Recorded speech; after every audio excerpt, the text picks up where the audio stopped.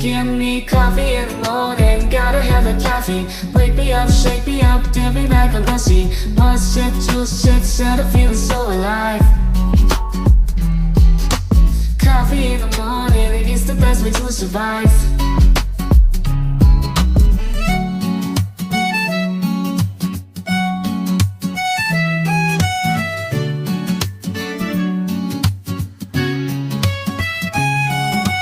Woke up in the morning, sleepy eyes yawning.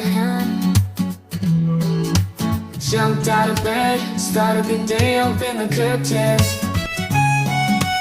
Felt the cool breeze, the sun shining on my face. But something was missing, I needed my job and chase. Give me coffee in the morning, give me coffee in the morning, gotta have the coffee. Wake me up, shake me up, dip me like a lassie. One sip, two sips, and I'm feeling so alive. Coffee in the morning, it's the best way to survive.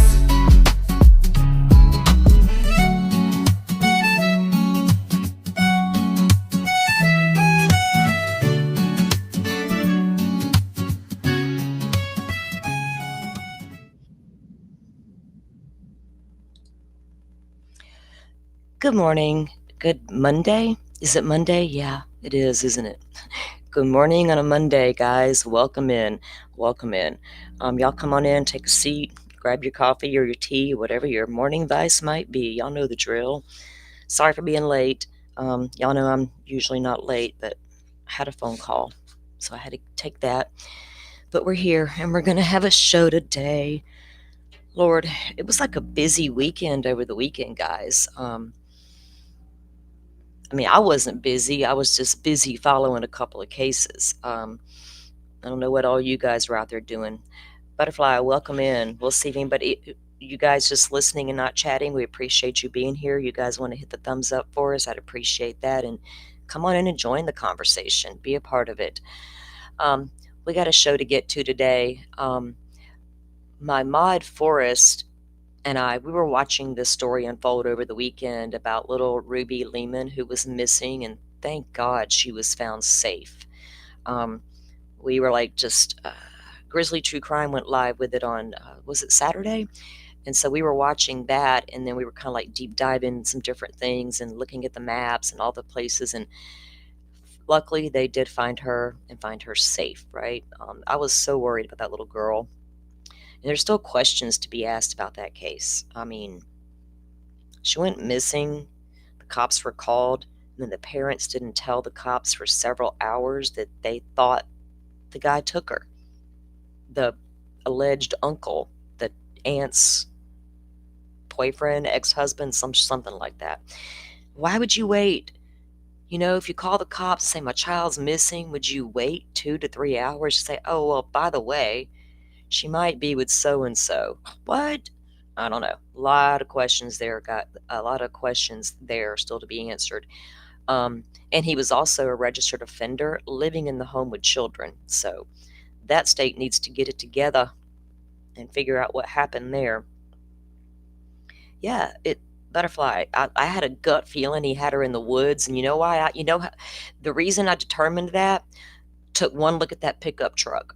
I ain't got nothing against pickup trucks that look like they needed some work done, because I know a lot of guys with beat up pickup trucks, but I couldn't imagine him getting on the interstate or any back road and taking her far away in that vehicle, right?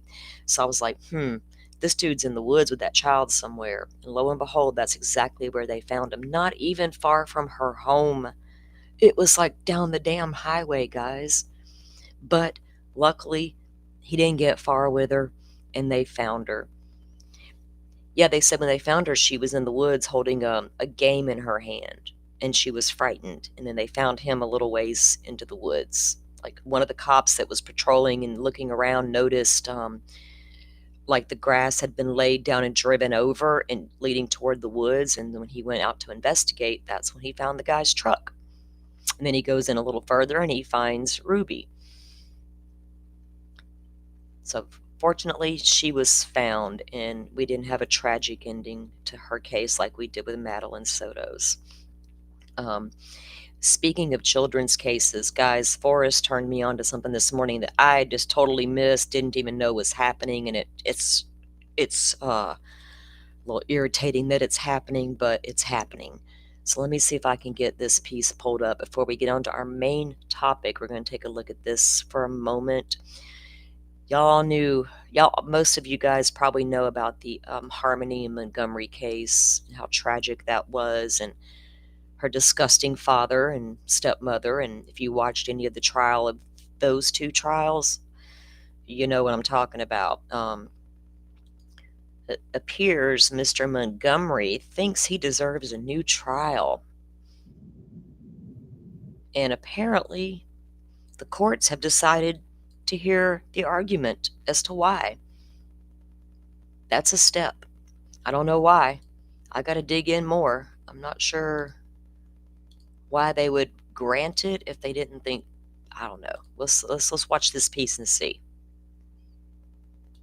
This morning, Okay, this is a court TV piece talking about it that I went and found. Convicted killer Adam Montgomery, who is one step closer to getting a new trial. The New Hampshire Supreme Court will hear arguments next month in Montgomery's request for a new murder trial. Montgomery was convicted in the murder of his 5-year-old daughter, Harmony. He was sentenced to 56 years to life in prison. And earlier this year, his attorneys filed an appeal citing 3 errors. The court's failure to sever assault and murder charges, evidence of past abuse that was admitted, and Montgomery's interaction with police in 2021 that was. They're big mad because evidence of past abuse was admitted? Do we pretend it never happened, mister? What in the actual hell am I listening to? Y'all, oh my God. Shown to the jury.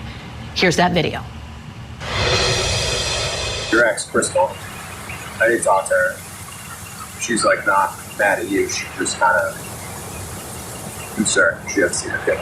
So that's why the bells and whistles start going off and people fall off is the word. You know what I mean? So I don't know her that well. I know you better. I only met her once. So I don't know what type of woman, kind of woman is she. She's crazy. When's the last time you had to talk to her? 2 years ago. 2 years ago? Yep. What happened 2 years ago that you guys stopped talking? I don't even want to say nothing anymore, man. I really don't. Would you guys have like another blowout? No. No, I'm out of Florida. No. I need on probation. She wanted to see her kid. There's no probation. What's so bad about it that you don't want her to? I let her see her. Oh, you did? Yeah. Like in person or like? Yeah. Oh. And then it was just not a good visit? I got nothing else to say, John, right Well, now. hey, if she did something wrong, I want to know. I can't. And we want to point out that jurors saw that video you just saw, but they saw it with no audio. So we're asking, does Adam Montgomery deserve a new? Okay, what is the point of showing a video like that in court with no audio? What is a jury supposed to take away from a video with no audio? Like, what am I going to get gained from watching two men standing there having a conversation? What are they talking about? The weather? Oh, wow. Trial. Here to discuss, family law attorney Jennifer Brandt and criminal defense attorney David Bruno. David, I want to start with you. Does he have a chance at his appeal? Ooh, I'm scratching my head on this one, on this conviction. But I'll tell you what, one of the most frequently issues that gets convictions reversed is this prior acts. That really, I look at the 3 areas. He's arguing prejudice because of a lack of severance on the assault and the murder.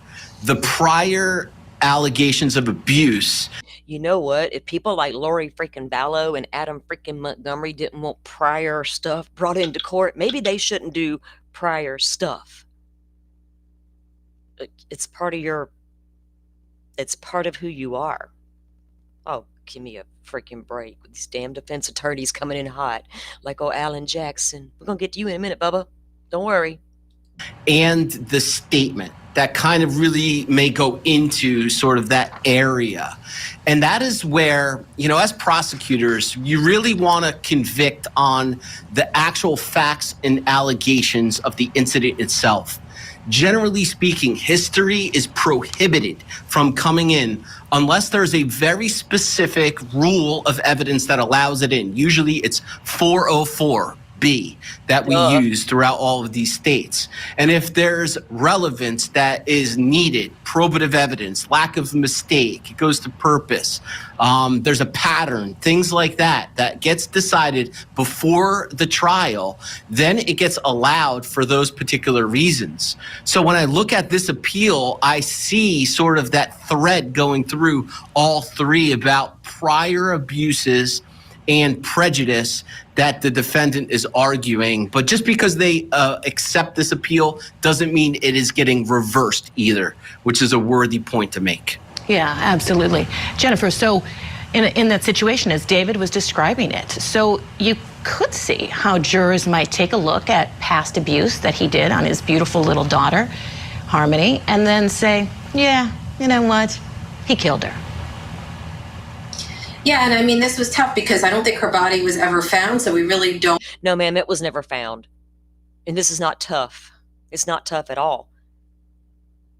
It's a normal conclusion to think he did do something. He has a past prior history of nothing but abuse. Nothing but abuse in that disgusting man's whole body. Don't commit prior bad acts when you're trying to commit a new bad act. Have that evidence of her, you know, death and how it was caused, but there was a lot of other evidence that were brought into the case.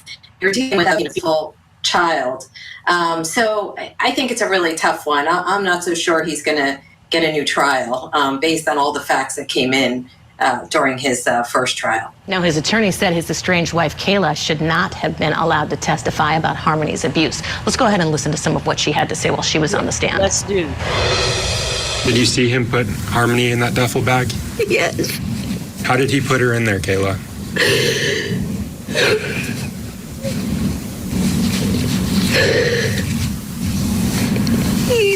This heifer made me so sick during her trial. Y'all, this is one of them cases that gets me all fired the fuck up. Oops, it's early in the morning. Stop it. I folded her in half and put her in the duffel bag. And this was just another one of the trials here that we cover. Okay. I can't with those two. I'm shocked he even got a hearing. I don't know what's going to come of the hearing. You know, the judge allowed the other acts in, so I don't know how that's going to, you know, I don't even really know I'd have to actually go back and look at some of the documents that were in that case, you know what I mean, the filings pertaining to that, because the judge absolutely allowed some of that in. And remember, Adam didn't even want to show up to court half the time, you know, like Stephon Stearns. I don't want to go to court and face the music, everybody looking at me. Well, hell, if you're innocent, get out there and shout it from the rooftops and stand tall and proud. Don't be a coward and hide behind your little orange jumpsuit and stay in your cell where you can't be seen. Y'all shouldn't do horrible things to little children, and then society wouldn't want your heads. We supposed to feel bad for them after the fact, and they're like, oh, no, it don't work like that. Society's over this crap. I feel like we just are over it. We have enough adults taking advantage of the court system for adult crimes committed against other adults. But when you're committing them against all these children and you want the world gifts given to you willy-nilly, oh, don't look at me, I'm not a bad guy, please. We're not buying it no more. We're done with that shit.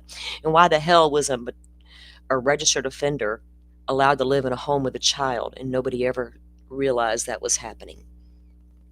In the case of Ruby Lehman, right? It's gotten ridiculous out there with some of the legal stuff is really starting to bother me. It's like, how much protection does a defendant actually need, to the point where their victims don't even matter? What they allegedly did does not even matter. None of it matters. Only thing that matters is my guy gets a fair trial. Well, put the damn trial on TV, present all the evidence, and go pick a jury and ask the right questions so y'all won't be concerned later about your jury being a little on the, you know, bought side or whatever. Like jury tampering that goes on. You know, Alex Murdaugh case, you got the Karen Reed BS that I do not even want to look at. God, I know. I am reminded daily as to why I avoided that case like the plague for as long as I did. And now I'm like, I don't even want to look at none of that. But we're going to look at her attorney, Alan Jackson, and what he's doing right now.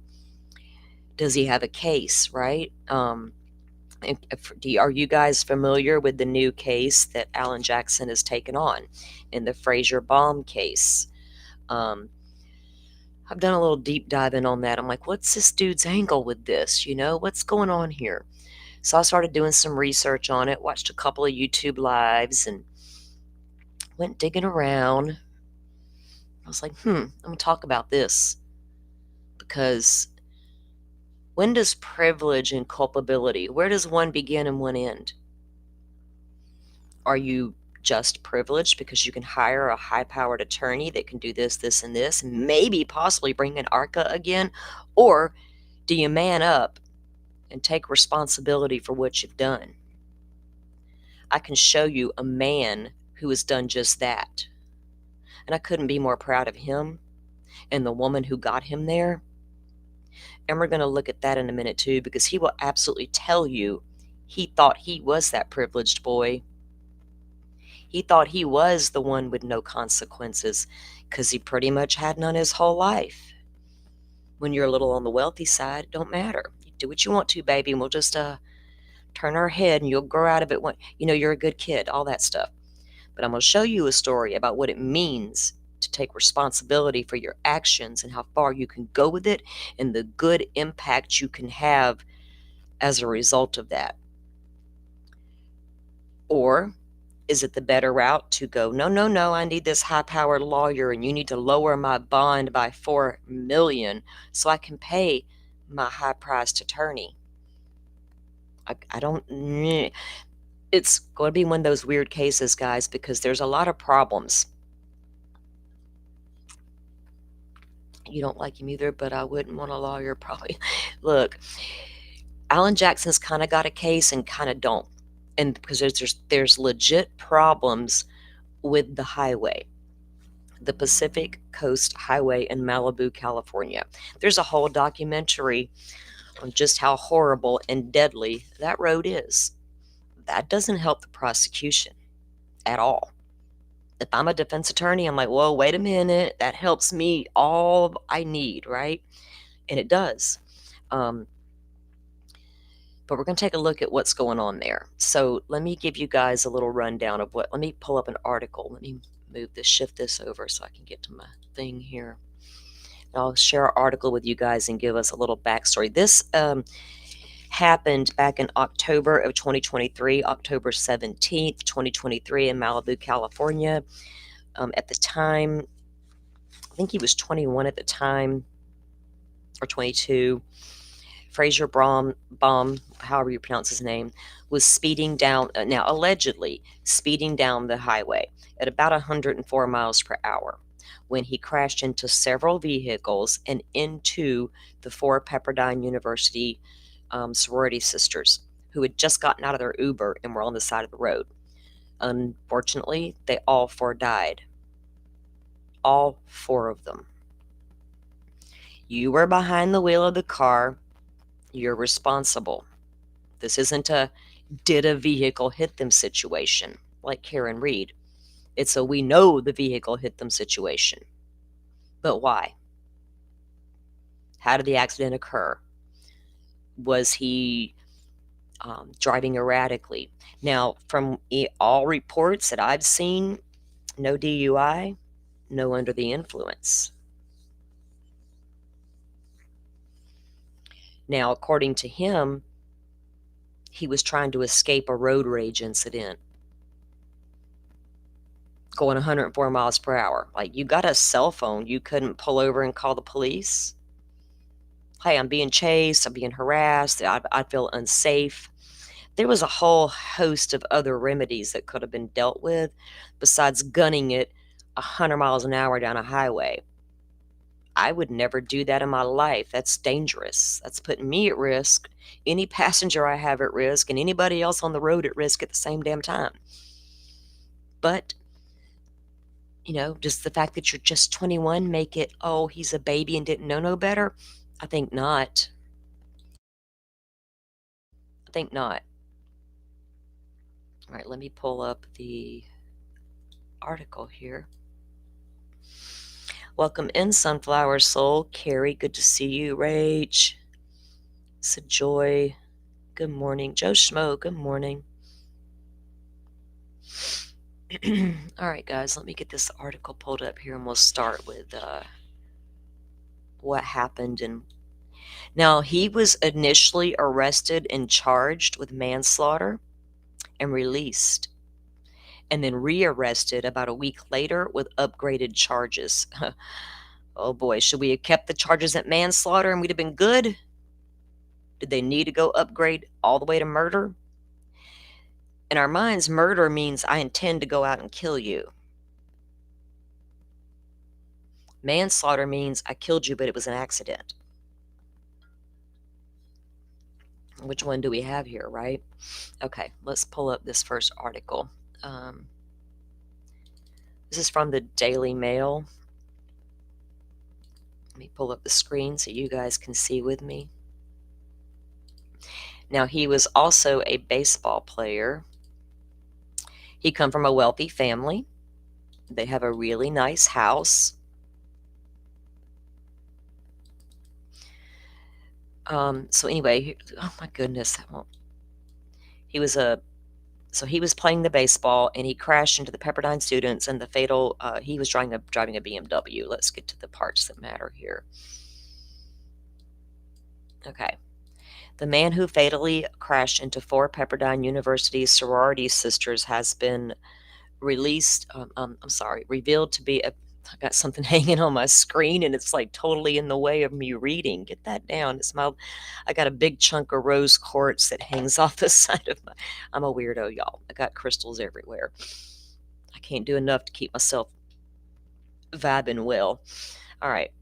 The man who fatally crashed into the students. Now, he revealed to be a baseball star whose family live in an $8.7 million Malibu Seacliff mansion.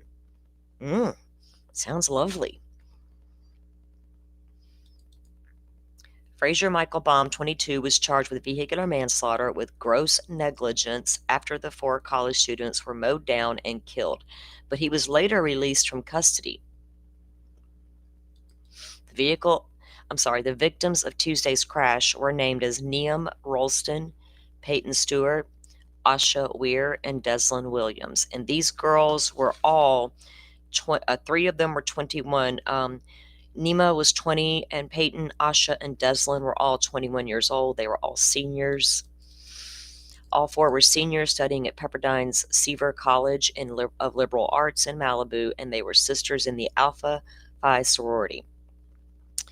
Baum was 6'4", 190 pounds, BMW driver, was arrested 2 days after his 22nd birthday. If the former baseball player is convicted of felony charge, he may face 2 to 6 years in prison, according to a California state law. But if a prosecutor files it as a misdemeanor, the maximum penalty is 1 year in jail. Okay, there's a picture of the house. I believe his parents were divorced. I saw an article about mom sues dad in divorce. I don't care about rich folks and their divorces. I don't really care about nobody's divorce. Y'all go do you. I say, hey, you should have done it a long time ago, probably, but whatever. So I could care less about their divorce. Everybody's from a divorce. Everybody's from damn families who were divorced. If you weren't, you know somebody who was. Baum spent just 5 hours in jail before being released at 7:20 a.m. records show. Following the crash, as ambulances took the women's dead bodies from the scene, Baum was seen sitting on a ledge, bowing his head next to an emergency personnel. According to witnesses, he had attempted to flee the scene and had to be tackled down and stopped by students from the nearby Pepperdine fraternity. Sigma Chi. Oh, God, Sigma Chi again? I do not. Lordy, lordy. So witnesses claim he had to be tackled to the ground because they thought he was trying to leave the scene. That's not good, if that can be proven. Will they testify, right? And I know there's a transcript out there of his preliminary hearing, and I have searched high and low. If y'all can find it, send it to me. I know somebody who does have it, and I have messaged them. Haven't heard back yet. So I'm trying to get my hands on the actual prelim, because they have some testimony in the preliminary hearing from the witnesses that were on site. And a man who was at a red light next to him right before the crash.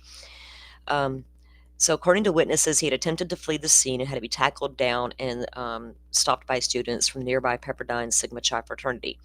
Frazier Baum, 22, attended a private $31,250 a year Oaks Christian High School near Los Angeles. The same school as Lionel Richie's daughter, Sophia Richie. Well, okay, you had to, we don't, why you, I didn't need to know that. Everybody with any money is going to go to that same school. Hell, he's probably classmates with a whole bunch of rich people's kids. Again, privileged or culpability. Videos online show the blonde-haired baseball player pitching for his school team. Baum's $8,795,000 four-bedroom family mansion. You only get 4 bedrooms out of $8 million? Wow. I would move. I need like 10 for $8 million. Which has unobstructed panoramic views of the ocean located in the Big Rock niche of Malibu, and it's currently for sale. Well, I wonder why. His sprawling home also sits right above the Pacific Coast Highway, the stretch of road where the 4 women were crushed and killed. There's 2 of them. This is Deslin on the left and Nima on the right.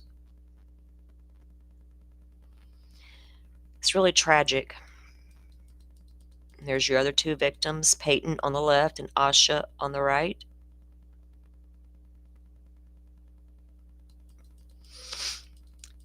Images obtained by Daily Mail also showed Baum's lavish LA life, flying on private jets, posing with celebrities, and attending swanky dinners. Oh, wow. Before deleting his Instagram page in the wake of the crash, Baum had over 8,000 followers. Well, that's what society holds our status on these days. How many followers do you have? Which I almost changed my game up this weekend. If y'all ever sit and bored and you just stroll through the YouTube at people who are live on their phone, you get a good feel of the not so bright people in this world. And you got to remind yourself when you see ignorant ass comments, sometimes you got to remember they're probably not playing with a full deck. I'm just saying. Y'all seen them crazy videos on YouTube? Folks be throwing them $5 to stand there and their little tits hanging out with a sweater on, and she looks like she's 90. I was like, what in the world am I seeing here? Entertainment for all kinds. His bond was set at $50,000, but payment was not required for his release on October 18th because he was freed by police pending further investigation. Wow. So if y'all come and arrest me and put me on a $50,000 bond for an accident that I caused, you're going to let me go later, and we'll get you back maybe if we're going to do an investigation. So aren't you supposed to investigate then arrest? That was kind of backwards, wasn't it? According to the California Penal Code, he was released on the grounds that the officer is satisfied that there is insufficient grounds for making a criminal complaint against the person arrested. Now, that's not going to be good. Alan Jackson's going to run with that. Like, originally, you didn't even want to keep him in jail. Insufficient grounds. You couldn't even make a criminal complaint. He was speeding at a high rate of speed. If witnesses saw and said on day 1 he was speeding, that right there's enough. Now, of course, Alan's done went and got the black box off the car. Oh my God, is he going to let what's his name look at it? Oh, no, we're going to have to call in the big guns. I'm sorry, Mr. Jackson. I'm going to try to get behind you on this one because I know a little bit more about what I'm talking about, but I can see where your defense might go, but at the same time, your guy needs to take responsibility for what he did. and not blame a dangerous highway. I think speeding at 100 miles per hour is also considered dangerous. But then again, that town knows how messed up their road really is, and we're going to look at that too. It's going to be one of those cases, guys, where we're like, ugh, do we get behind it or not, kind of thing. So they let him go for insufficient grounds. As of Thursday afternoon, no new complaints had been made against him. I believe it was a week later they rearrested him and upgraded charges after interviewing witnesses. As of Thursday afternoon, no new complaints had been filed against him. The four women were walking near a group of parked cars around 8:30 p.m. on Tuesday when Baum came plowing their way in a dark gray four-door sedan. He lost control, hit three parked cars, which in turn ricocheted into the victims. Two other people were treated at local hospitals as a result of the crash. Witnesses said that Baum was unscathed after the accident and attempted to leave the scene until onlookers apprehended him.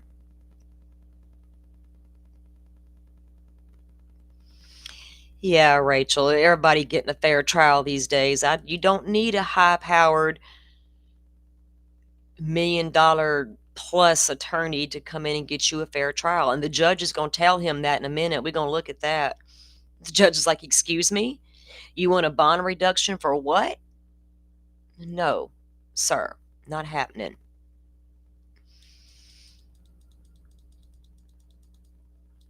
And again, they're showing photos of the girls. They had their whole lives ahead of them, guys, and these victims absolutely damn well mattered. I'm sorry, they mattered. Period.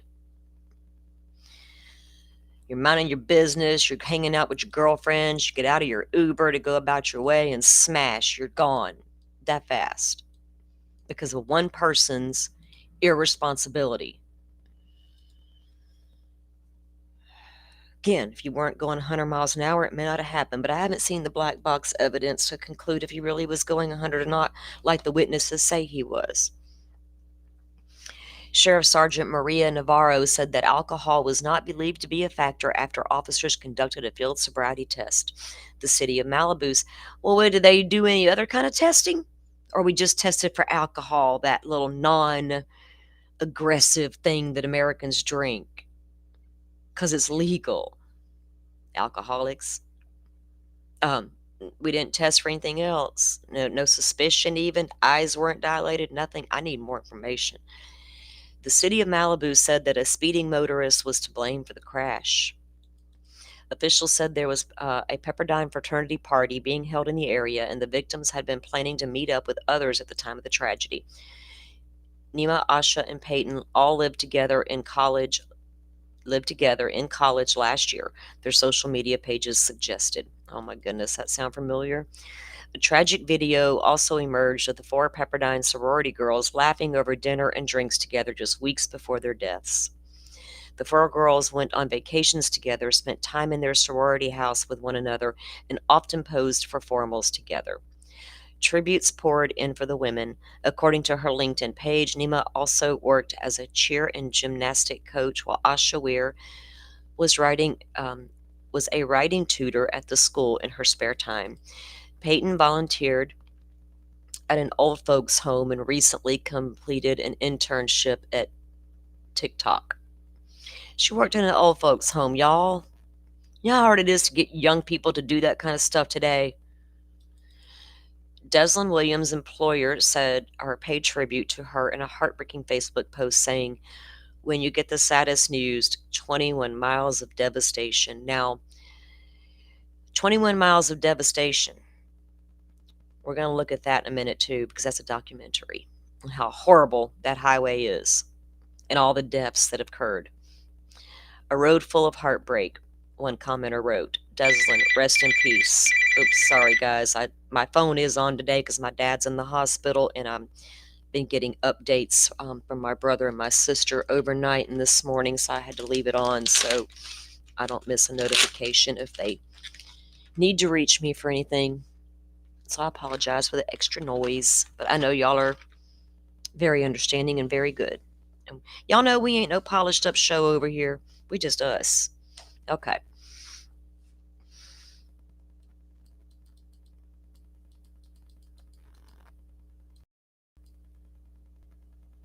there's no telling how far these girls would have went with their lives, you know what I mean? If and I understand the guy, and when I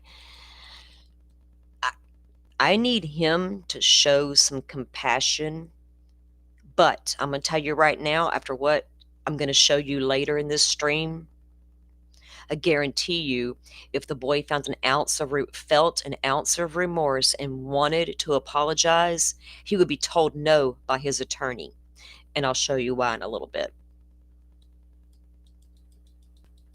You can't say you're sorry. That admits you did something.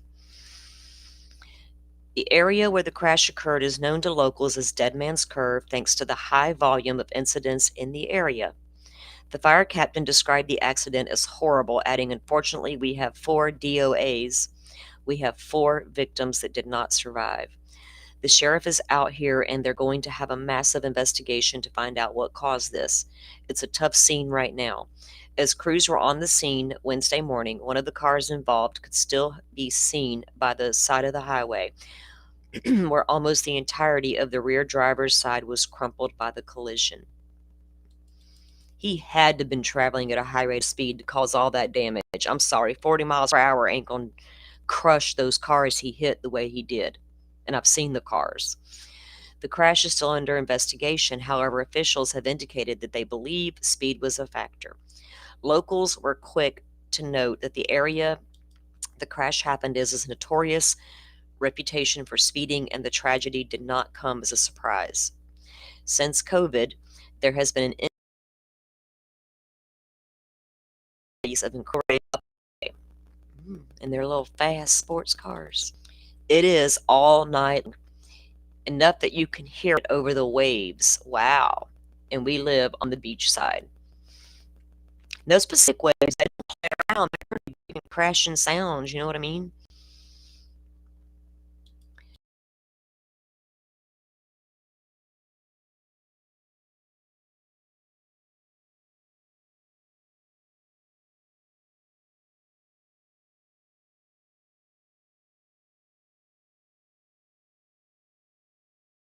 Very heavily populated pedestrian area.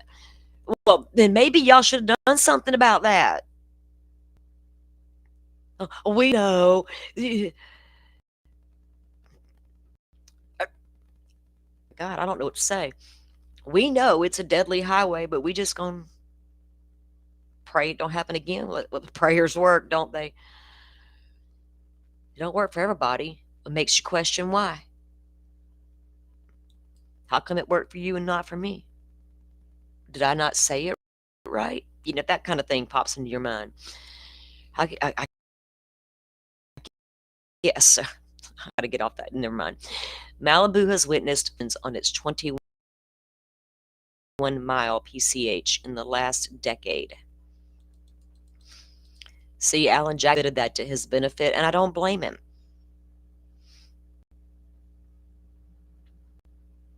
Like right today, I'm like torn between prosecutor and defense attorney, right?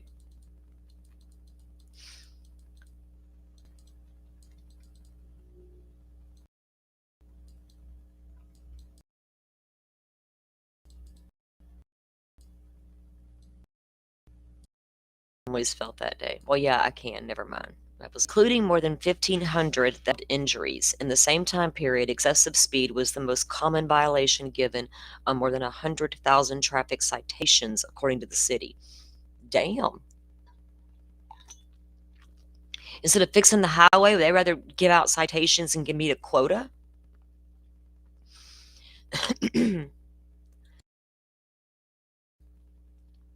Pepperdine University Vice President for Student Affairs Connie Horton said that victims brought a unique gift and spirit to the school. A prayer service for the victims was held at Pepperdine on Thursday at 10. Earlier today, we learned that the 4 precious lives who brought joy and light to our campus were taken from us tragically and incomprehensibly, Pepperdine President Jim Gash wrote in a message. As we wait for further details from the investigation, we pray the entire community and the university said on X. There's a picture of one of the cars he hit. There's no way that guy wasn't speeding. There's no freaking way. So if you're a defense attorney and you got a really dangerous highway with a whole ass documentary made about it, about how dangerous, what does the speed factor play? Oh wait, he was speeding to get away from road rage guy. Really?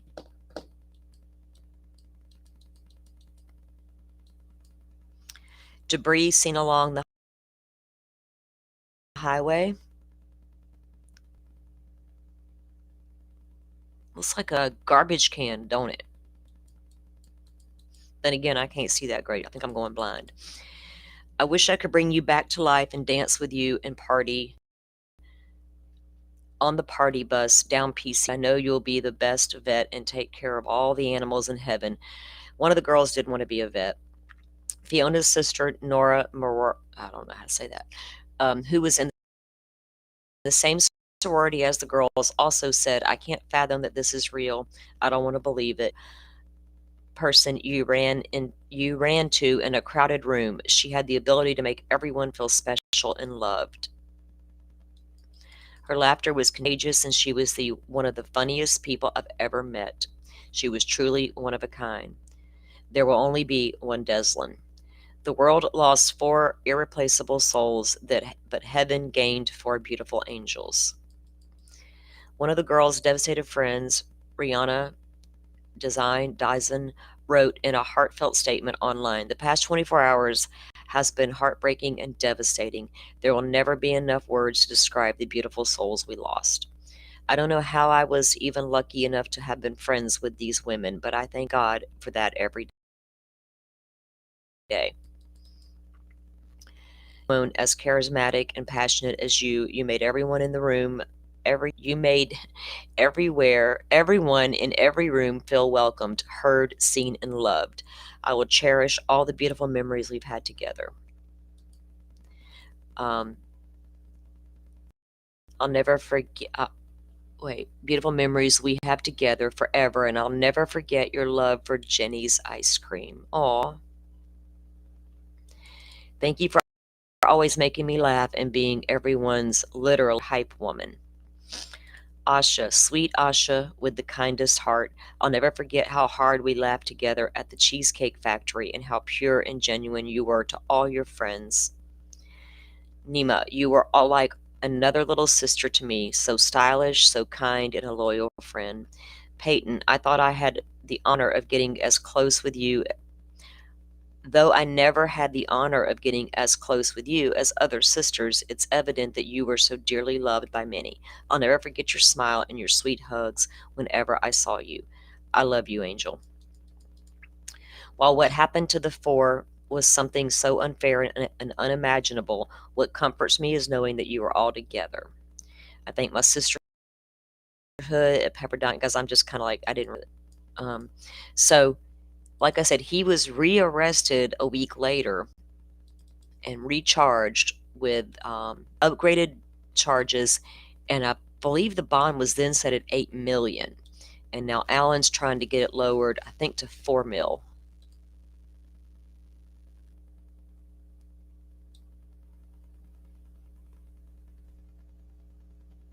Oh, here we go.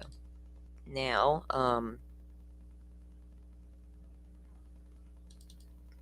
let me pull this up.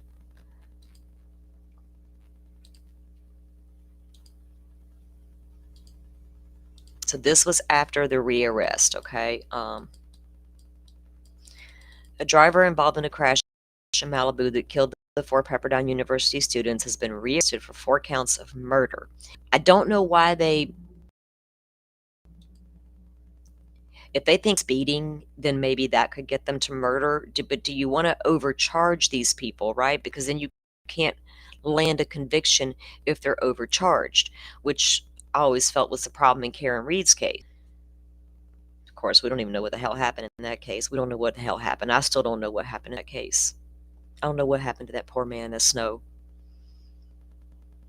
I have suspicions, but I'm not sure if it's safe to talk about them. A driver involved in a crash in Malibu that killed 4 Pepperdine University students has been rearrested. Baum, 22, was initially arrested on suspicion of vehicular manslaughter with gross negligence. Now, I could totally see that charge, and it's sticking, like 100% sticking. But he was released. Detectives time to gather more evidence. Maybe they shouldn't have arrested him until they got more evidence and then go arrest him. Like, investigate for the week and then go make your arrest.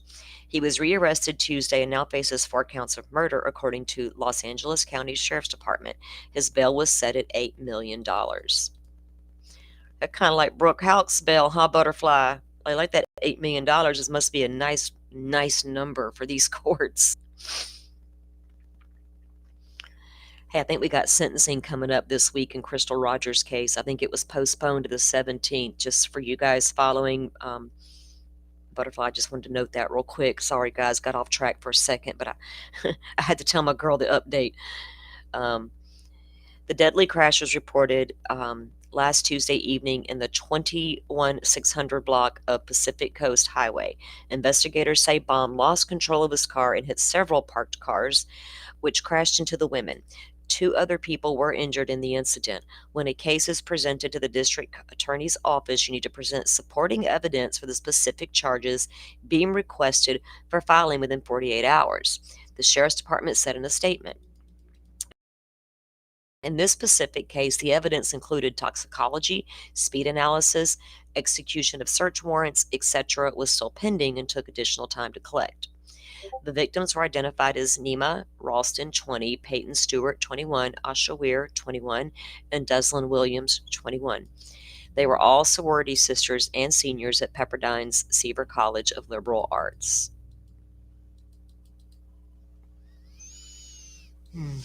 Received their degrees. I can never say that word. I don't know why. And a memorial will be placed on the campus to honor them. Now, we have a little bit of watch where Alan Jackson, he just came on the case, right? He's recently been added, so he's actually went to court for him already, and we're going to look at that as well.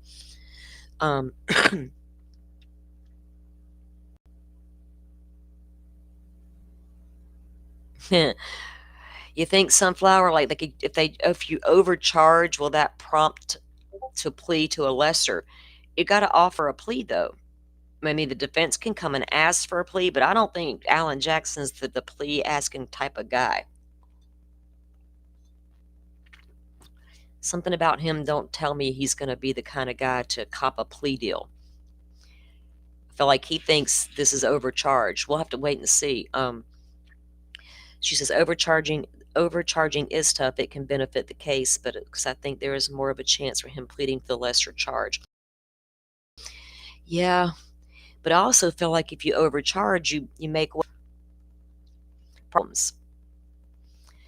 Because if he was, how negligent is he? Was speeding alone? You know what I mean?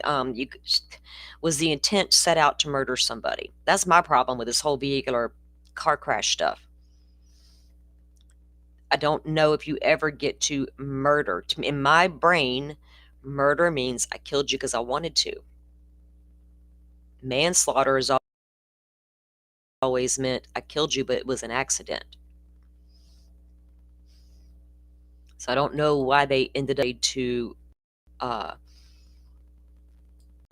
murder if they concluded that his speed alone was you know what I mean? Was the speed alone enough to do it?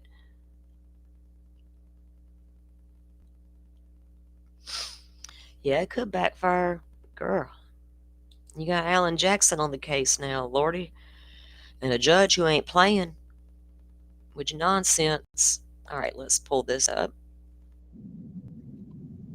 No, we're not looking at Adam Montgomery no more. Not today.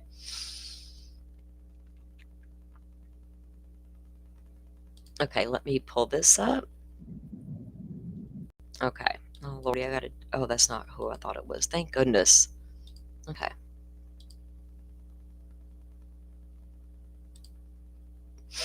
Now, this is I think they got some of the I couldn't find like his whole preliminary hearing, and then like I said, I know there's a transcript out there, but this is what Court TV did put out on it. I'm gonna have to do some more digging and see if we can get the whole preliminary hearing brought up. If y'all see it out there, y'all let me know. But I'm gonna be looking today. 4 Pepperdine University students continue to deal with their loss. The man accused of taking their lives in a fatal crash has asked the court for a lower bail. Court TV's Julia Janae has more details on the sorority sisters murder case. October 17th, 2023, 4 Pepperdine University sorority sisters are killed in a horrific car accident on the Pacific Coast Highway. Neve Rolston, Asha Weir, Des Peyton Stewart were all seniors and members of the Alpha Phi sorority. Prosecutors say they were killed when 22-year-old Fraser Michael Bohm lost control of his BMW while speeding through Malibu. On October 17th at around 8:30 p.m., Mr. Bond was allegedly speeding at the speeds of 104 miles an hour on a 45-mile-an-hour zone on PCH when he lost control of his BMW. He allegedly crashed into a parked car before crashing into 4 pedestrians standing together on the side of the roadway. Bohm was arrested and charged with multiple counts of murder and manslaughter stemming from their deaths. Local station KABC was in the courtroom last month when Bohm made his entry of a not guilty plea, which is what we expect, obviously. I would ask the court for one we have just been brought on the case as of about 48 hours. Jackson was Karen Reed's lead attorney in her trial earlier this year, which ended in acquittals for the murder and manslaughter charges she faced. Bohm's defense to be that he was fleeing a road rage incident at the time of the wreck. As far as another vehicle that's involved, we haven't been aware of anything like that. If there is anybody out there that actually has some information about that, or it was maybe a witness to it, I encourage you to contact the Los Angeles County Sheriff's Department. The defendant, Fraser Michael Bohm, and his attorney, Alan Jackson, were requesting to lower his bond from $4 million to $2 million, which would free up funds for an expert-intensive defense. Here's the judge's response to that motion. There are many, many defendants sitting in the county jail right now who would love me to reduce their bail so they can hire Alan Jackson or other private counsel, but that's not the way it works. If Mr. Bohm cannot afford Mr. Jackson's services, he is free to find other private counsel. Hell yes, he is. If you can't afford Mr. Alan Jackson by selling your mansion, then you go get a public defender like the rest of us, Bubba. Or can he can request the appointment of the public Y'all might defender if he qualifies for their services, which despite being free is oftentimes excellent. Bohm's request was denied, but he is due back in court next month. So this morning, we're asking, how accommodating should the judge be for a fair defense? Why don't we okay. I'm not going to watch that whole thing because we got other stuff to watch. What would you guys think? Like, I'm curious, do y'all feel like, yeah, bond should be lowered so he could hire his good attorney, or do you think he's fair game like the rest of us? We don't get that privilege. If I ran out and jumped in my car and went down the highway barreling down at 100 miles an hour and run over some kids and kill them, am I just SOL because I can't afford Alan Jackson? Or do I need Alan Jackson to get a win when I did it? Right? That's where I'm at with that. But I agree with the judge. Now, there's a lot of talk out there about, we need to have bail overhaul and blah, blah, blah, blah, blah. That's fine. Go have that discussion, but not because of this particular case. Well, what Morphew's bond was that high, wasn't it? It's kind of like a standard thing these days. So I'll let them deal with their little bond reform issues, but I don't think that his bond should be lowered to help him pay for a high-powered attorney. I can't get there with that. I don't buy it, because when you start doing that, You have a case of the haves and the have-nots. And the have-nots, like Rick Allen, nobody cares about. Nobody cared if that man got a fair trial. Well, some people did. Majority didn't even look at the case. Was it because Rick Allen wasn't all shiny and pretty? Was it because people might look at me funny if I say, oh, there might be problems in that case? Like, I don't get it. You know what I mean? I can't with society right now.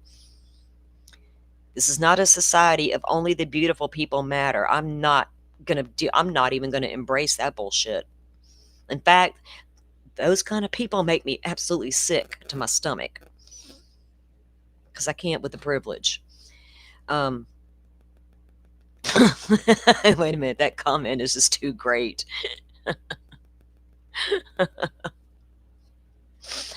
And when I show y'all why I feel this way in a minute, you're going to see what taking responsibility can do for these young people. How freeing it can be. And what you can go on to do to help others and teach them not to go do the same thing I just did. But no, we're going to get an attorney and, all that stuff. Now, there is a guy. Now, y'all saw right there, like, if anybody knows anything about the road rage incident, come forward. Well, there was a guy that did come forward. Let me pull up that, because I think I do have that.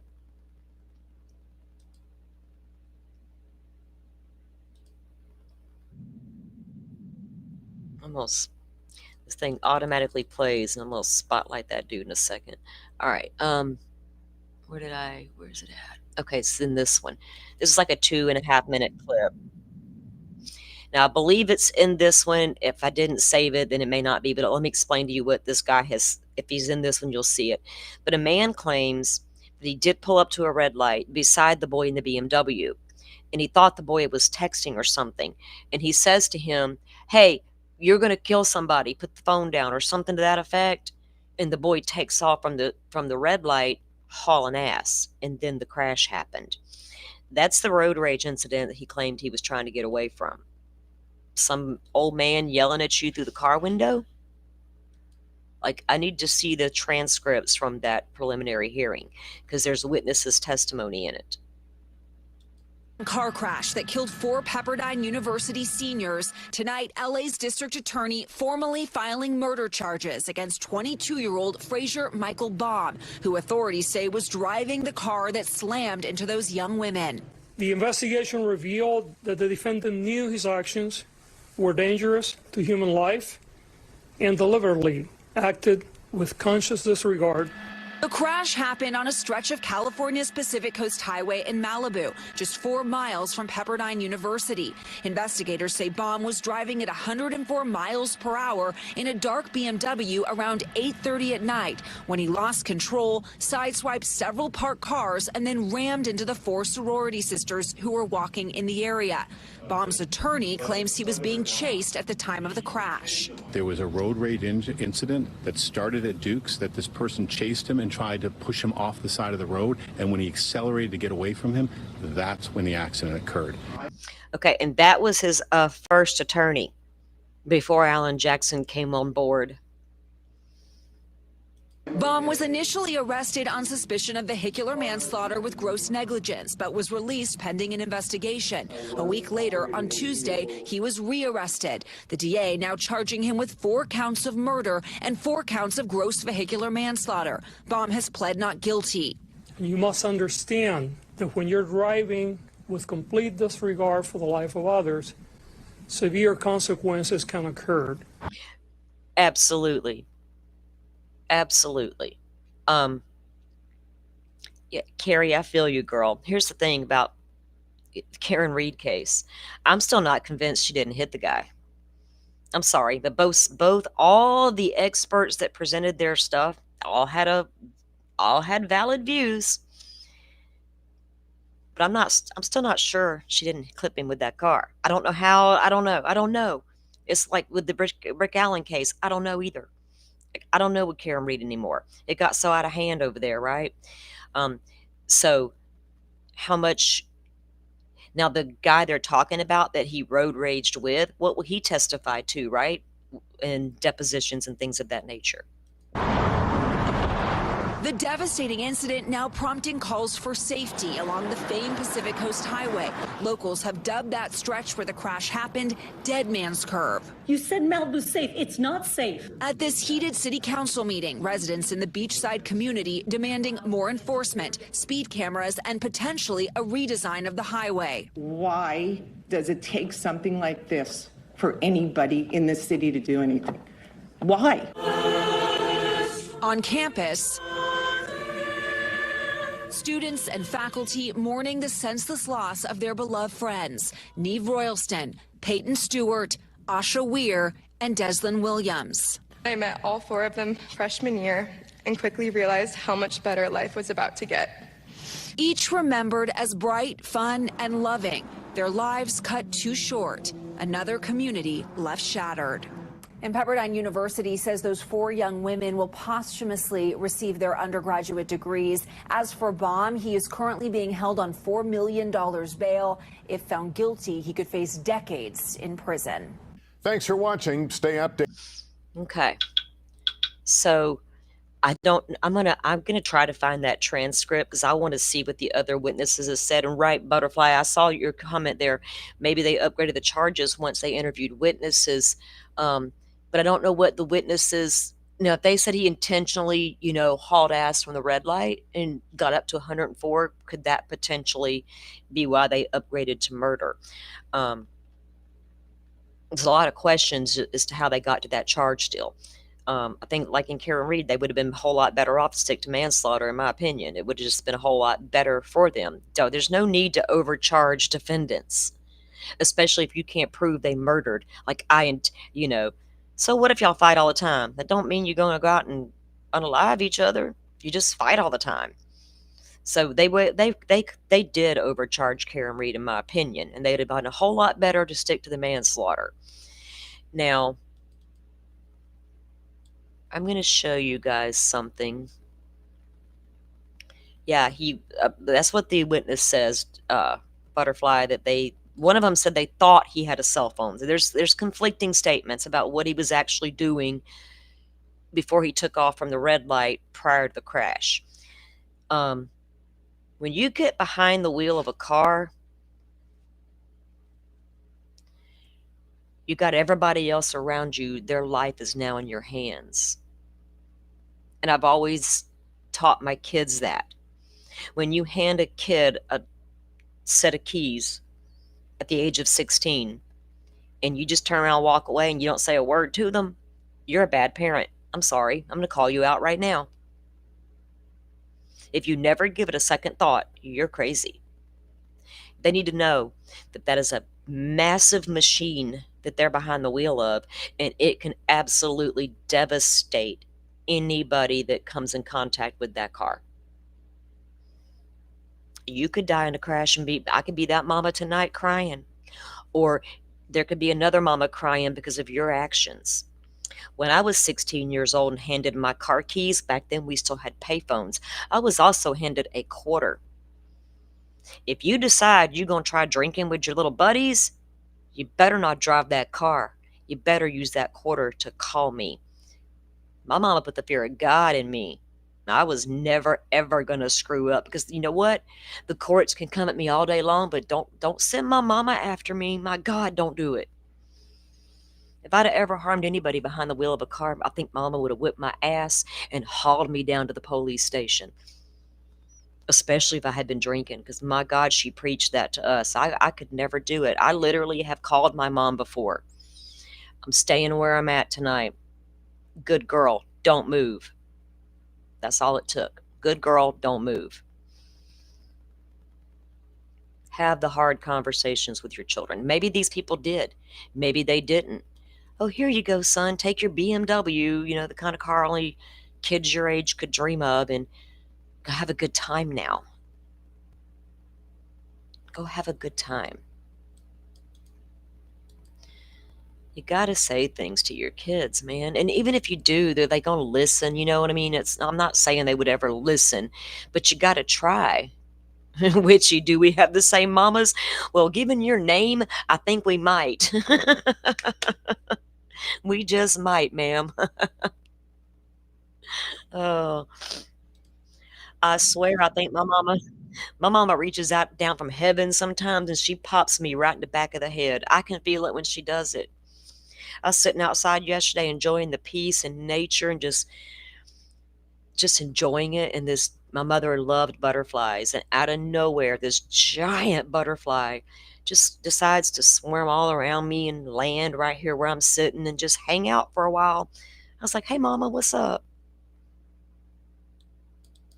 I had a swarm of dragonflies and the giant butterfly yesterday. It was nice.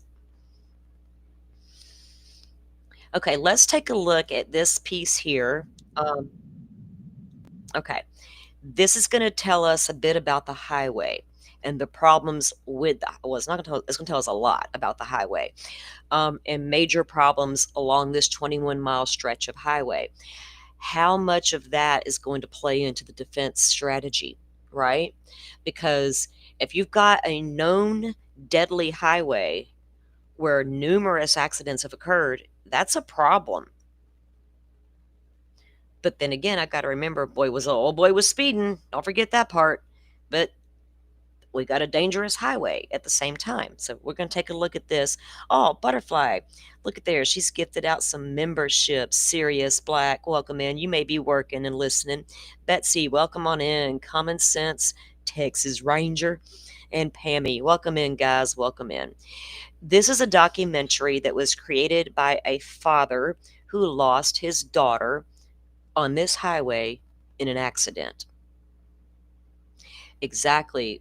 Apparently it's incredibly dangerous, which I didn't realize how bad it was until I began to look into it when I was bored yesterday. I was I just started looking. I saw something on my feed about this case, and then I just kind of got interested and started digging from there. Then I found this, and I was like, "Oh man, that's not going to help." We're going to keep unpacking. Let me pull the screen up and share. I'm going to let this play. Oh, I don't need an extra screen. No, that's not what I meant to hit. Oh boy, did I mess something up? Okay, here we go.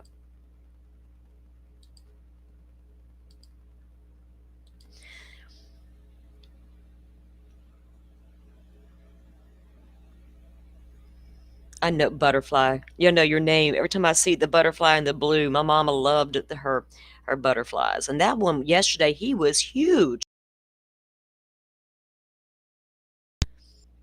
Oh, thank you, butterfly. She's wishing my daddy a speedy recovery.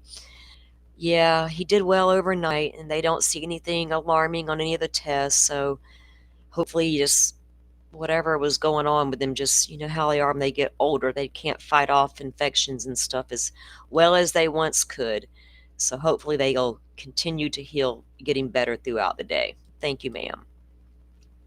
All right, so this documentary was made, like I said, I believe his name was Michelle something.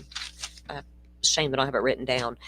But this is a documentary he did, and it took about 10 years, I think, to make this documentary on this road. So while this plays, I will mute out, and I'll join you guys in chat while they're talking, okay? All right, here we go. News. Most of us have been on this scenic road, the 21 miles of PCH through Malibu. It's also known as one of California's blood alleys. Tens of thousands of drivers use this stretch of PCH every day, and Malibu resident Michelle Shane is one of them. Michelle lost his 13-year-old daughter Emily along PCH. She was hit by an intoxicated and suicidal driver. Well, Michelle's grief and anger led him on a path to make a documentary, and it took a decade to complete. Michelle hopes the message from his movie will make people think of safety first out here and push Caltrans to do more to address traffic violence on PCH.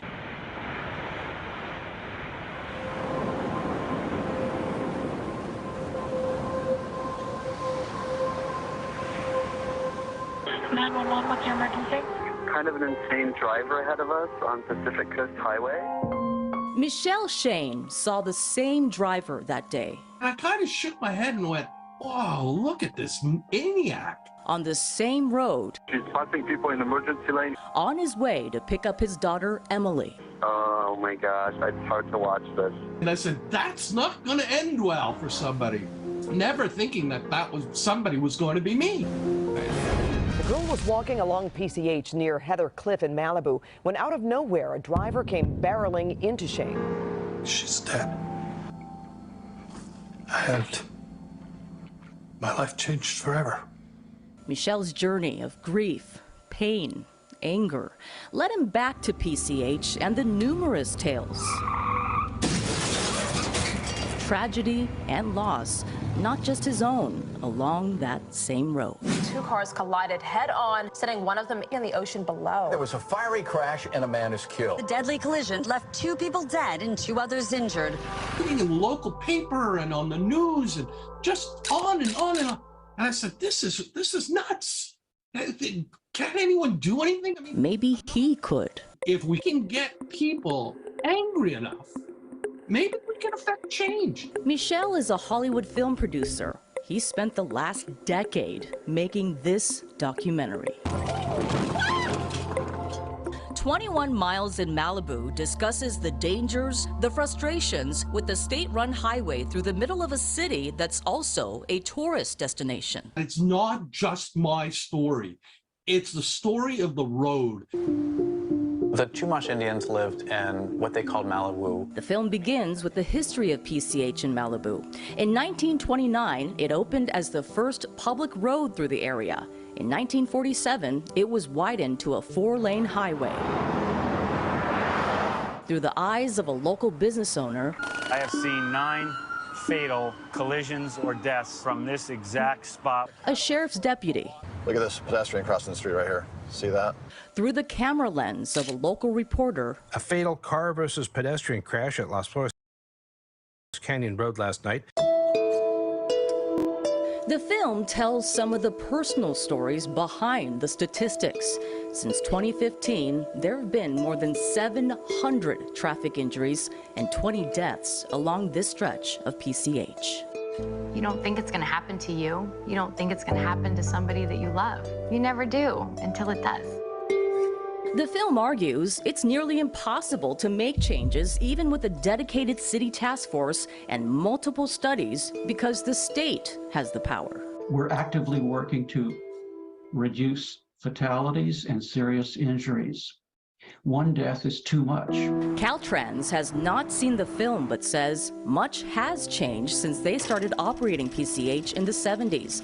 They've added traffic signals, turn pockets, medians, crosswalks, guardrails.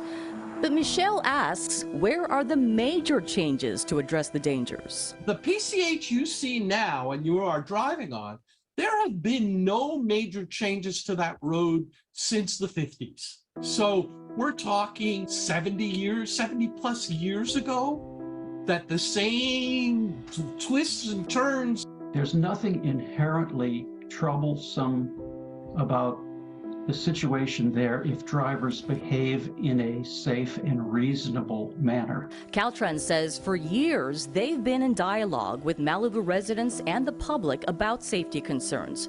In the most recent study funded by Caltrans and done by Malibu, there were 130 recommendations, suggestions on how to make PCH safer. And 6 years later, and the film's released now, 0 has been changed. 0. Some of the recommendations were rejected by the city. Others had right-of-way issues, such as they required private property. Required private property from all those millionaire and billionaires that live along the highway? They can't be moved to do a little charity work and offer up a few feet of their little private property, make them look good?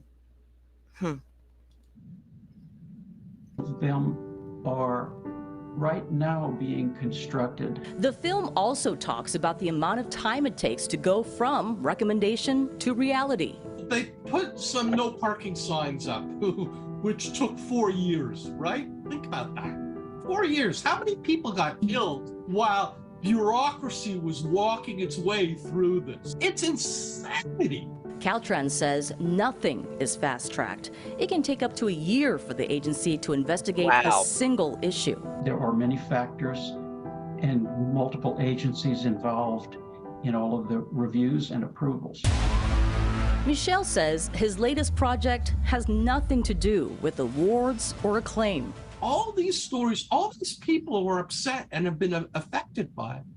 There hasn't been enough of a movement to create the change. But only about producing real change. There's parking, there's bicycling, there's walking. There's too much noise that you've got to remove the noise.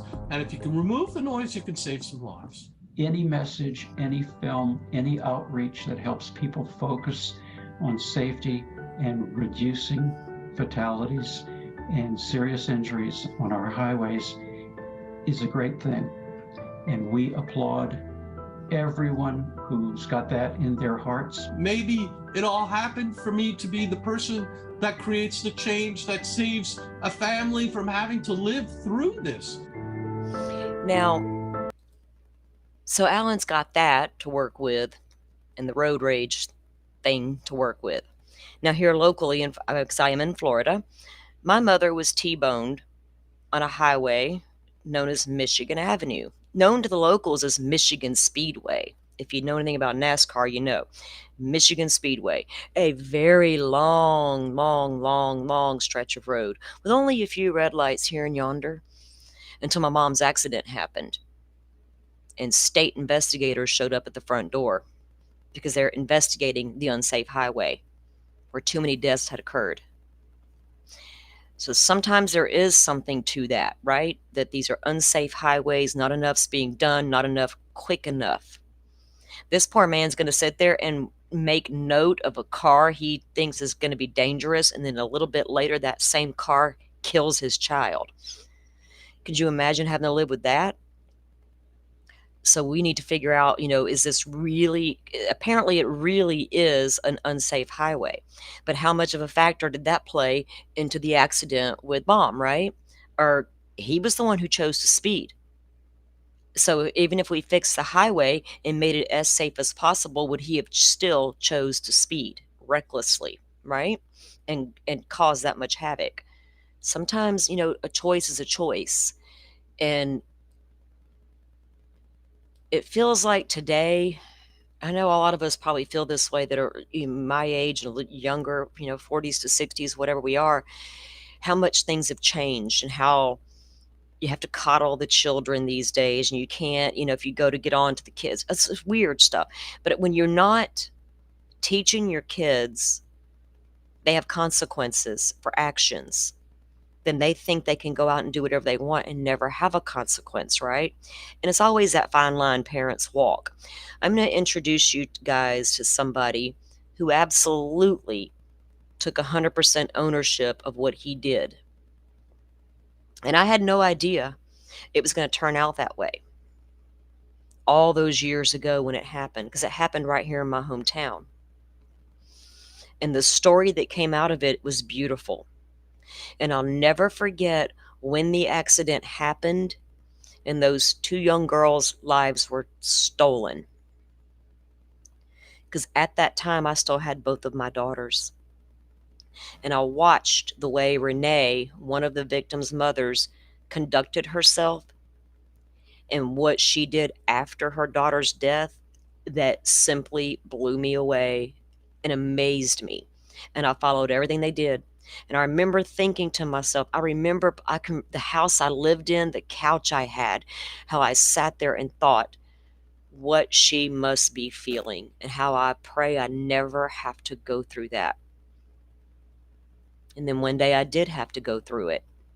And the first thing that came into my mind was Renee. And I drew a lot of my strength from her strength, okay? As a mother who's lost a child. We didn't lose them in the same way. My daughter didn't pass away in a tragic car accident. It was a medical thing. But it's still, I remember just thinking my life is over. I cannot go on like this. And I thought about Renee. And I'm like, you know what? If she can do it, I can do it. I have to do it. And that's what I did. So I love this lady to death. And I'm going to show you what came about from that tragedy. And how this boy needs to do the same thing. maybe not in the same exact way, maybe not the same path, but you got to start owning your shit. People who don't own their shit want to point fingers at everybody else. That don't make any sense to me. You know what I mean? So I don't, let me pull this up and get it going for you guys. All right. So this is going to be a story about, we have two things to watch here. Actually, I need to start this one first. Now, these are lengthy, but I'm not going to play all of it. I will stop and talk to you guys as well, but I want you guys to hear this story out. And hold on, if it's my internet's been acting wonky this morning. Here we go. It's coming up. Okay. This is a story of Eric Smallridge. Eric absolutely caused the death of 2 local girls because of his car. How can my, oh, there it goes. I'm like, it's not showing my screen. All right, here we go. Renee Napier was the mother of one of the girls who was killed. Man,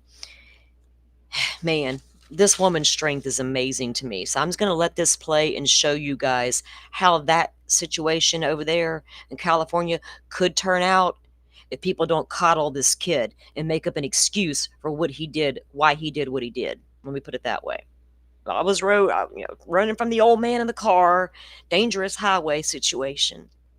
Come again, sir? I'm going to walk outside on my phone while this plays, guys. I'll be right there and chat with you.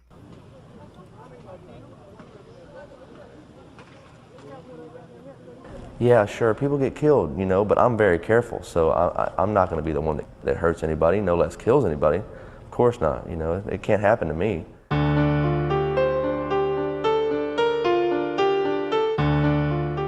I talked to my dad again. I was like, what's going on? And he said, well, there's been an accident and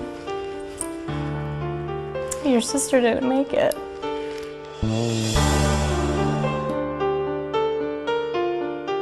I could never recreate that moment. Whatever that was that came out from the depths of my soul, that scream, that horror, that was, you know, my worst nightmare coming true. It's always the other guy. Never is this something that happens to us or our family. It won't happen to us. We're good people. We follow the rules. We're always out there trying to help other people, or and then there you are, the bad guys. I wanted to know who he was and why he felt like he could get away with it, and that he was different, and he could make it home from the beach intoxicated and drive and take the life of my sister.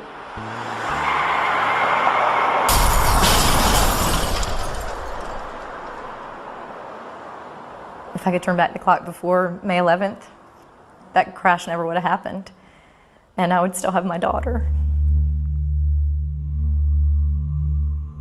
My name is Eric Smallridge, or I guess I should say I was. I'm now inmate P22679. On May 11, 2002, I made the worst decision of my life. I chose to drink and drive.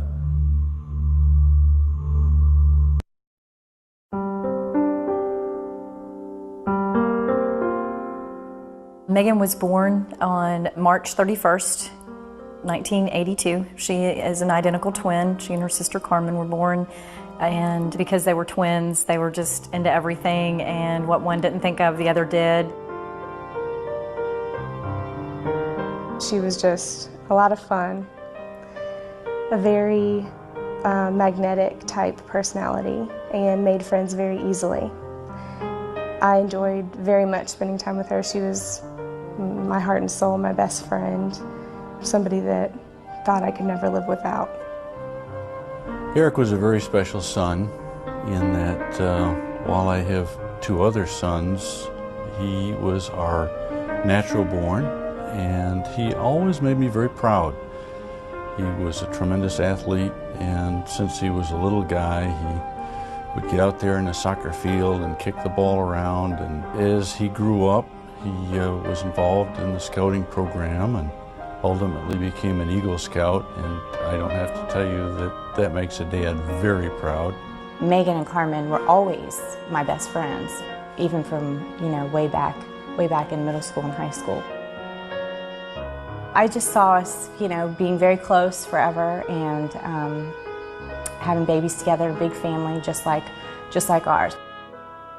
Eric was really on his way to fulfilling his dream of he wanted to be a successful businessman, and he had high aspirations of going on and having a really productive life. I had a girlfriend and they were contemplating the future, and so I had a lot of hope and excitement about where my baby was going to go from there. It was a good time for him. We always thought that, maybe one day if it worked out, we would get married at the same time, have a double wedding, share experiences like that, have children at the same time so that they could grow up together and kind of have a life that was maybe mimicked of ours and be best friends like we were.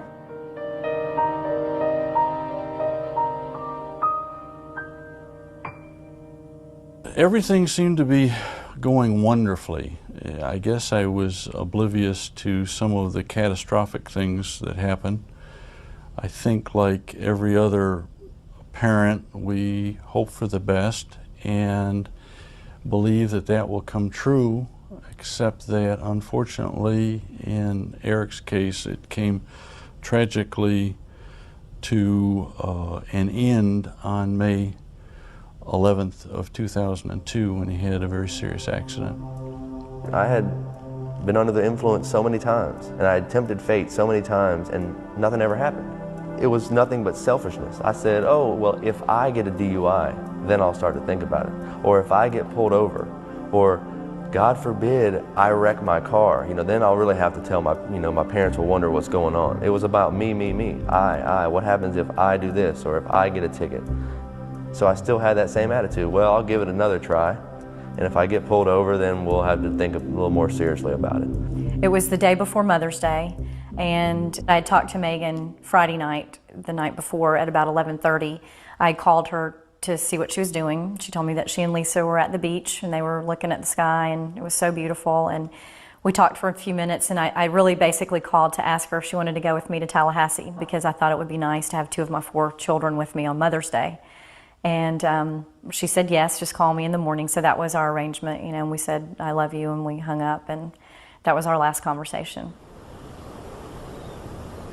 Well, it all started early in the morning. I swing by the store and I grab a 12-pack, and we head to the beach. There's about 10 of us down there, and we're throwing the frisbee and just getting some sun and hanging out, kind of what college guys do. So we stopped at a little bar down there. We ate, and of course we ordered some pitchers of beer, and we had a couple more drinks, but it wasn't like a night of all-out partying by any means, But next thing you know, it's 2 o'clock in the morning, and the bars are about to close, and it's time to go. So got on the road. I didn't see him, and neither did anybody else, but apparently the car that Megan and Lisa were driving in, Megan Napier and Lisa Dixon, had come on into the inside lane, and I'm in the middle lane, and there was a white Camaro in the right lane. And as we take off from the light, we're going around a curve, and it says right lane ends. And he pulls up next to me, and I look over at him, and in that instance, he's merging, and I'm looking at him, and next thing you know, I leave my lane. Now, early reports were that he and the white Camaro were drag racing. Now, the area where this wreck occurred is in Gulf Breeze, Florida, on the way to the 3 Mile Bridge. Butterfly, you know how tight that is through there. It's a 35 mile per hour speed zone. And the cops there have nothing better to do than to write you a ticket. It's a little salty beach town with 3 schools lined up, 1, 2, 3, and a bunch of wealthy people living in the community. And it's a very safe road. There's not ever hardly major accidents through there because it is a very heavily regulated speed limit zone. But It turns out they weren't racing after all, but that was the initial reports, that the girls were stopped at a red light and that Eric's car just careened into the back end of their car. But I'm going to let this continue.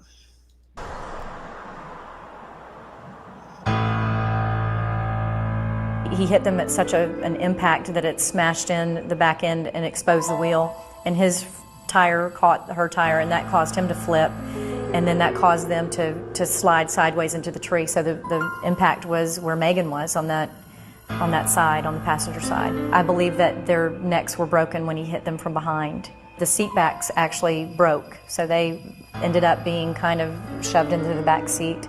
You know, it was a reclining position that they were in because of the seat backs breaking, but I believe their necks broke at that instant, and then, you know, just whipping around the tree just kind of finished them off.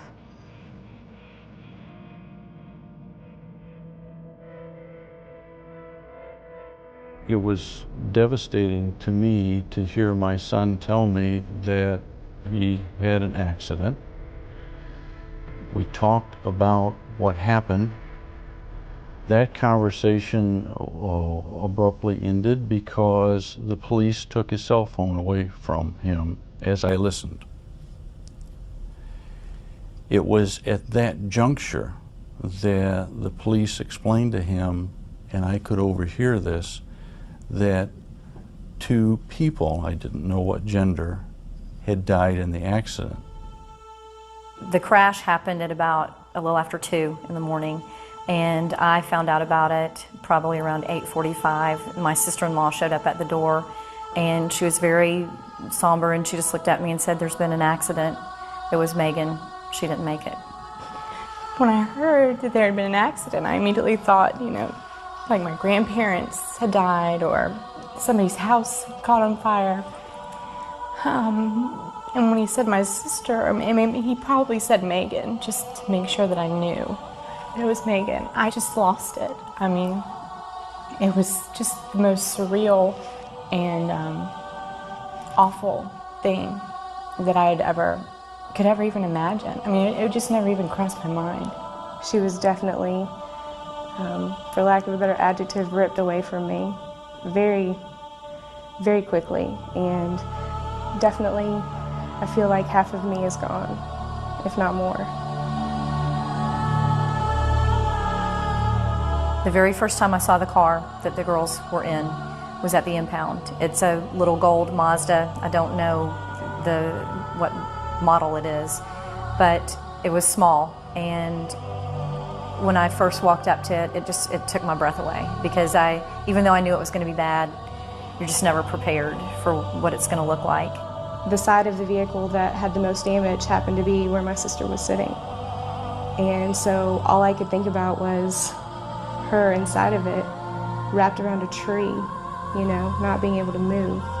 And just thoughts of what was going through her head before it happened. You know, I wanted to know all that, and I never will. We did receive the autopsy report. Butterfly, I had an ER doctor tell me one time, I knew somebody who got in a crash. She was my uncle's girlfriend or something back then. Anyway, she had been drinking. So it hurt the other person pretty bad, and she was a little banged up, but the doctor sat there and said, he said, look, people who are drunk, they don't embrace during an accident. They're just limp. Therefore, they don't usually get as much damage as the people who are not drinking. Isn't that crazy? So who knows why a lot of them, it does happen a lot, where the person that was drunk and caused the crash gets out of their car and walks away. Like, Mothers Against Drunk Driving, MAD, 1980 something. Of Megan and what went on in her body, and she was just smashed. I mean, her spleen was smashed, her heart was severed in 3 places, and she was just crushed. And that made it make sense, you know, that nobody could have survived that accident. Because you always wonder, you know, well, could they have lived? Could they have lived? But there's just no way. We were in total shock, having learned what transpired. When we reached Eric, of course, I I can only say a lot of tears, just an awful lot of tears. It was hard to believe that two beautiful young ladies had died. He was devastated, absolutely devastated. The sorrow that we felt is beyond description. The realization set in when we got to the apartment where Eric lived, and he took one look at me and I him, and we just both fell apart. I was at that point so relieved to see him, and it was heartbreaking because his heart was broken at that point, realizing what he had done. He was inconsolable. And so we realized that we best just... There's the welcome to Gulf Breeze sign. That's how far the 3 Mile Bridge is, just right there beyond the trees that takes you into Pensacola. And if you want to go to Pensacola Beach, you got to come right through this area. You can't, there's no other way to go.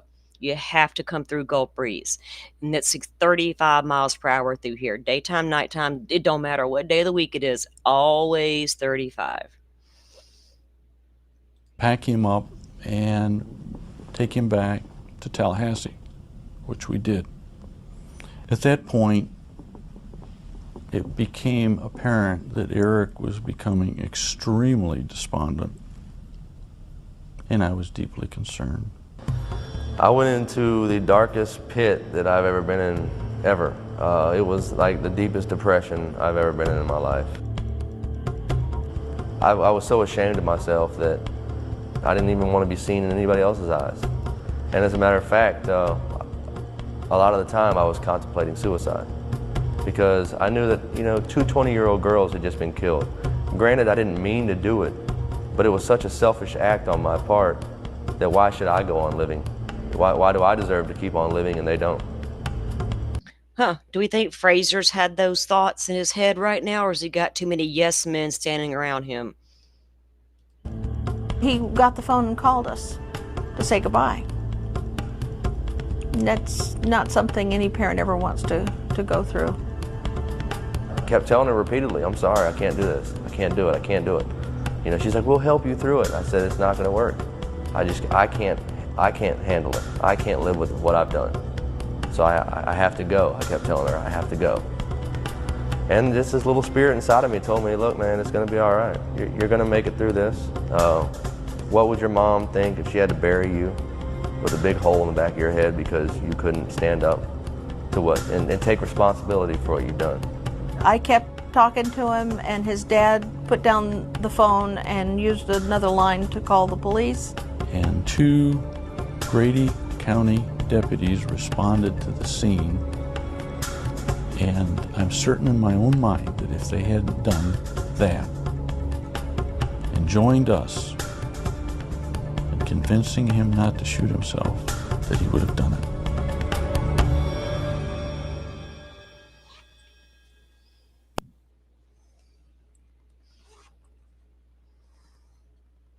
We realized that we would have to prepare for his defense. It was about, I think, 4 days of trial, maybe 5.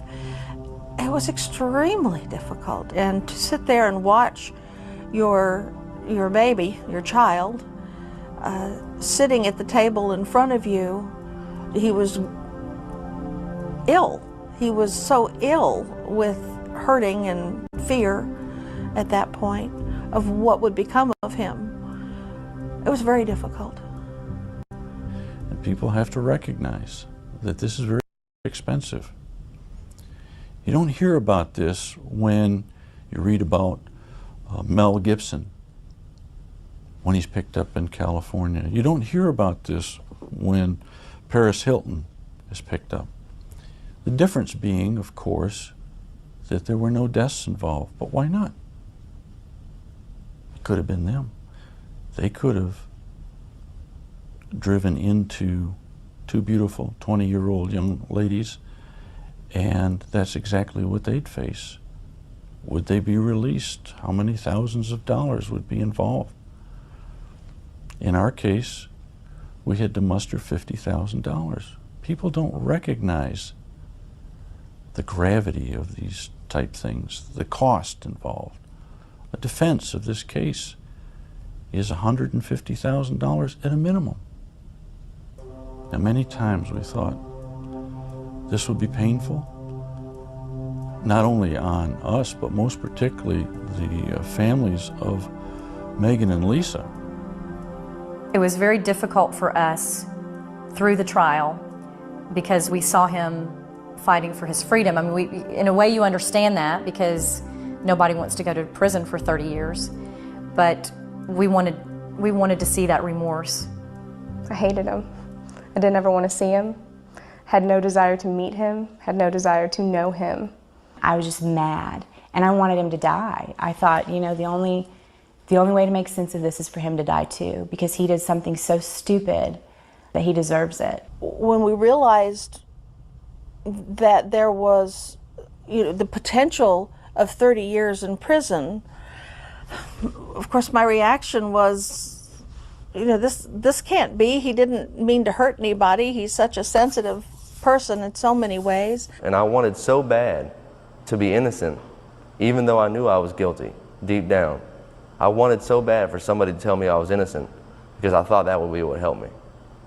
But the fact is that the only thing that helped me was actually accepting responsibility for what I had done. The verdict came down guilty. I think we were prepared for that. But when the judge pronounced 22 years, immediately your head starts doing the numbers. You know, how old will he be? You know, okay, he'll be in his 50s. Oh my gosh, I'm in my 50s. Being 60 years old at that time, I knew that I'd be 80 before he was released. And that's a long time. And I wasn't really planning on living to be 80. 22 years, which was just a year and a half, basically longer than he had lived. He would now be in prison for another lifetime. They read the guilty verdict, I knew I was guilty, and that's the point where I started to accept responsibility. So when they read 22 years, honestly, that wasn't what it was about. It wasn't about the time that they took from me and put me in prison because I had brought all this upon myself. It was about me being able to apologize to these families. He wrote us a letter, and that letter, I'll never forget. I read that letter probably 10 times and sobbed the first 10 times I read it because he apologized. And you could tell that he was very remorseful from the depths of his soul. It's easier to forgive a person when you know they're sitting in a jail cell and they are sitting there with child molesters and rapists and thinking, man, he made a dumb mistake. He shouldn't be sitting there with intentional criminals. But what really hurts and what the real punishment is having to deal with the fact that 2 lives in my case were taken because of a selfish decision I made. That's the real punishment, is living with that. And so when they read the 22 years, I said, well, that's just what I'm gonna have to do because that's my debt to society. And I knew that no prison time would ever bring Megan and Lisa back, and it's never gonna make it completely better for the families. If Eric is able to speak to youth, either through, you know, the prison cell where he is or outside of it, I feel like he can make a huge difference because he has been on that side of the steering wheel and he has survived it, which he is lucky that he did. You know, Megan and Lisa weren't that lucky. If there was one thing that I could ask for in this world, I would ask for them to be back. I would ask for this situation not to have happened. And that's why I intend to do whatever I can to carry on their legacy in a positive manner. Instead of to continue to let this be a tragedy, make something beautiful come of it, and try to deter as many people from making the same mistake that I did in honor of them. And I would want them to know that that's what I plan on doing.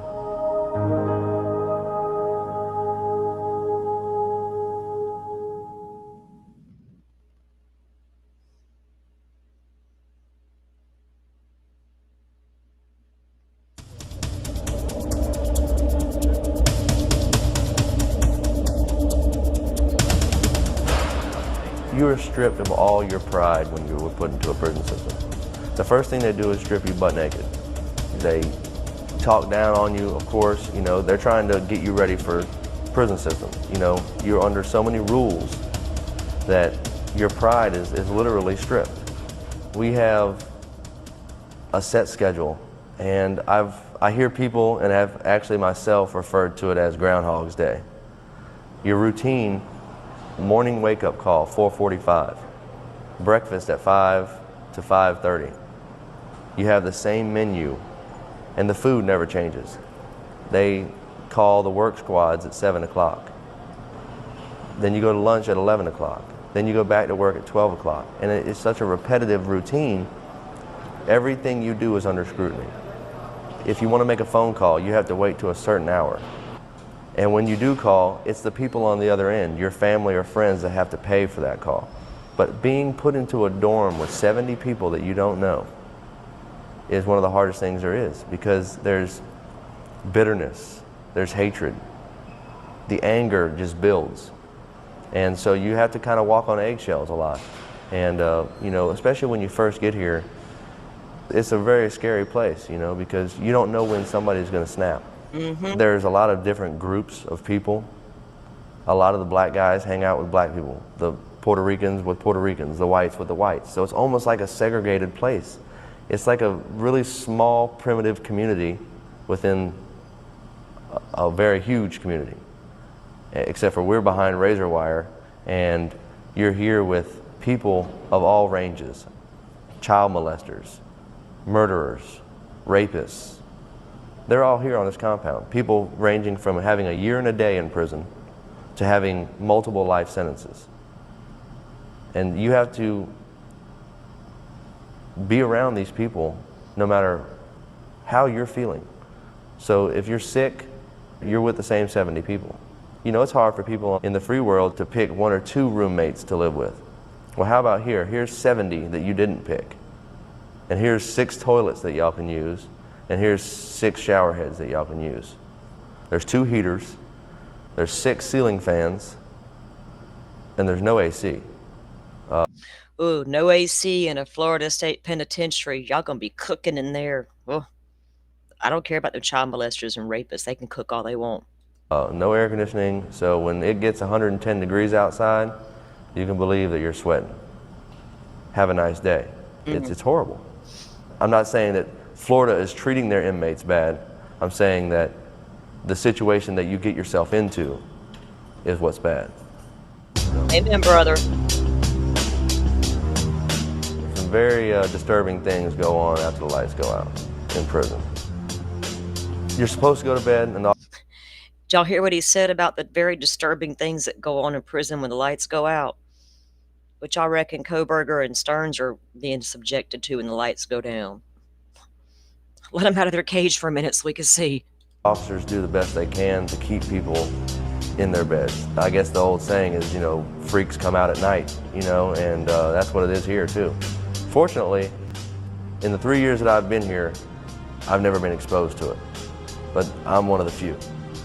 So life here has been an experience, to say the least, and it's not a place that I would ever suggest anybody come to, and I would never want to be here again. The one thing that bothers me the most about being in prison is being away from my family and friends. That is the hardest thing there is, and that is my punishment, and there's nothing beyond that. One of the other hardest things that is right up there on that level is having to look out at these razor wires and remember every day why I'm here. And that's because of a decision I made. I chose to drink and drive, and this is what I get for it. And that is really hard. Every dorm has bars on the windows. And when you wake up in the morning and you see 70 roommates and you want to look out the window and there's bars, and outside of those bars are gun towers and razor wire all over the fence, it's a constant reminder of you're in prison for a reason. What is that reason? You chose to drink and drive. Time has come that we must stop drinking and driving. It has to be not socially acceptable for everybody, for anybody. we just can't, you know, the same old thing doesn't work anymore. We can't have a drink and leave a restaurant thinking, okay, you know, I'll just drive carefully, because people do it every day. In Florida, we have a little over 3,000 traffic fatalities each year. One-third of those fatalities are alcohol related. Of all the traffic crashes, about 1 in 10 traffic crashes are alcohol related. You may not even think you're that bad off, and other people may not think it either. But that doesn't mean that it's okay to drink and drive. You know, if you know that you've had more than 2 or 3 beers, you can't get behind the wheel because you don't know exactly where you're at. So that's why it's a lot more safe to just not drink and drive at all. It's only after the fact, after the tragedy, that you start really examining issues and say, wow, I guess I thought it was typical what my boys were doing. I thought I was right on top of it. One of the things that I encourage all parents to do is sit down and talk to your teen. I don't mean when they start driving, I mean when they're a teen. When they're 13, you need to be sitting down with them, explain to them and show them that you care. Keep an eye on them, know what they're doing, know where they're going. Know who their friends are. Absolutely. Stay up for them when they're coming home at night, so you can make sure that they're in the condition you think they ought to be when they come home. Absolutely. Don't hesitate to give them a hug and sniff them every now and then. Exactly. So you don't smell. That is some of the best advice. If you're that kind of mama and daddy, well, they're due in at 10:30, but I'm going to go to bed at 10, and you hear the door open. Oh, yeah, they're home and they're safe. Go check on your baby. Make sure they're good. I don't get the hands-off parenting. I'm not that helicopter mom, but I'm not a hands-off parent either. Come here, we got to have a talk. Something's just amiss here. Any alcohol on them, or just check up on them. Parents are role models, and I think that kids watch you, and they're going to imitate what you do. You can't just tell them don't drink and drive and then but we'll go out to dinner and have 3 or 4 beers and still drive home. Now, how many times have y'all think that happens? I was lucky neither one of my parents drank. Grandma did, but my parents did not. I never saw my dad with a beer in his hand until I was 15 years old, and it stunned me. I'm like, oh my God, my daddy's got a beer. I never once saw my parents consume a cocktail and get behind the wheel of the car. Never one time in my entire life. You really have got to show them that you're living what you're telling them. If they have made this mistake over and over again, give us a call, give the police department a call. We'll be glad to come to your house and provide some information for you. Sit down and talk with your young teen with you and give them some real life scenarios, what could and couldn't happen to them, and give you some good advice on how to avoid that peer pressure. This is Uh-oh. Y'all, my a game. a little wonky. It's not a game anymore, We've been tempting fate for so long, and just because nothing's ever happened doesn't mean it won't. And so this can happen to anybody at any time, and it doesn't necessarily have to be completely your fault, because the legal system has said that if you were 1% at fault, then you're guilty. Not me. It's not going to happen to me. And so every time my parents would tell me about it, I would say, okay, Mom, okay, Dad, trust me, I'm not going to do it. And then I would go do it. And that's the tragedy of it, guys. He has said numerous times he was not raised like that. His parents always told him better than that. He would just, appease Mom and Dad. I'm good. I'm not doing that. But he was absolutely doing it the whole time. So sometimes it don't matter how much you beat this shit into your kids' heads. They're still going to go do what kids do, right? So when they come home, but sniff their ass. Like, come here, I need to smell you. Got to Eric after the accident. That first time I saw him after the accident, and we both broke down. He kept saying, why didn't I listen? Why didn't I listen? He just kept repeating, why didn't I listen? It's very important for people to know that they're not treating this lightly. It used to be a slap on the wrist. Even when someone would get killed, it would be, oh, well, it was an accident, and so we're not going to give you too much time, but you better not do it again. Well, they've changed their stance. Their stance now is, you got behind the wheel knowing that you were impaired, and therefore you knew what you were doing, and if you're going to do the crime, you're going to do the time. Because the truth of the matter is that if you are .07 and you get into an accident and somebody's killed, you may not get DUI manslaughter, but I can guarantee you, almost with 95% surety, that you will get a vehicular homicide charge. And you know what it carries? The same exact thing as DUI manslaughter. So buzzed or drunk is all the same. Had Eric not gotten a DUI, it would have been like what I talked about earlier, you know? Maybe he did make it home. But what if he decided to do that the next weekend and took somebody else's life? You have to have a plan before you even set out for the night, and you need to talk about it with your friends, and you need to talk about it with your family, and I think communicating is the key, and then holding each other responsible.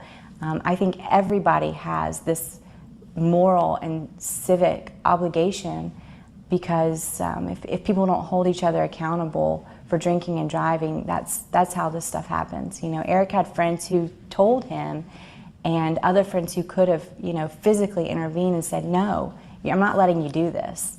But they didn't, you know, and you have to wonder, are you really being a friend if you're letting someone who you know should not be drinking and driving get it behind the wheel of a car? People have got to know that they must designate drivers.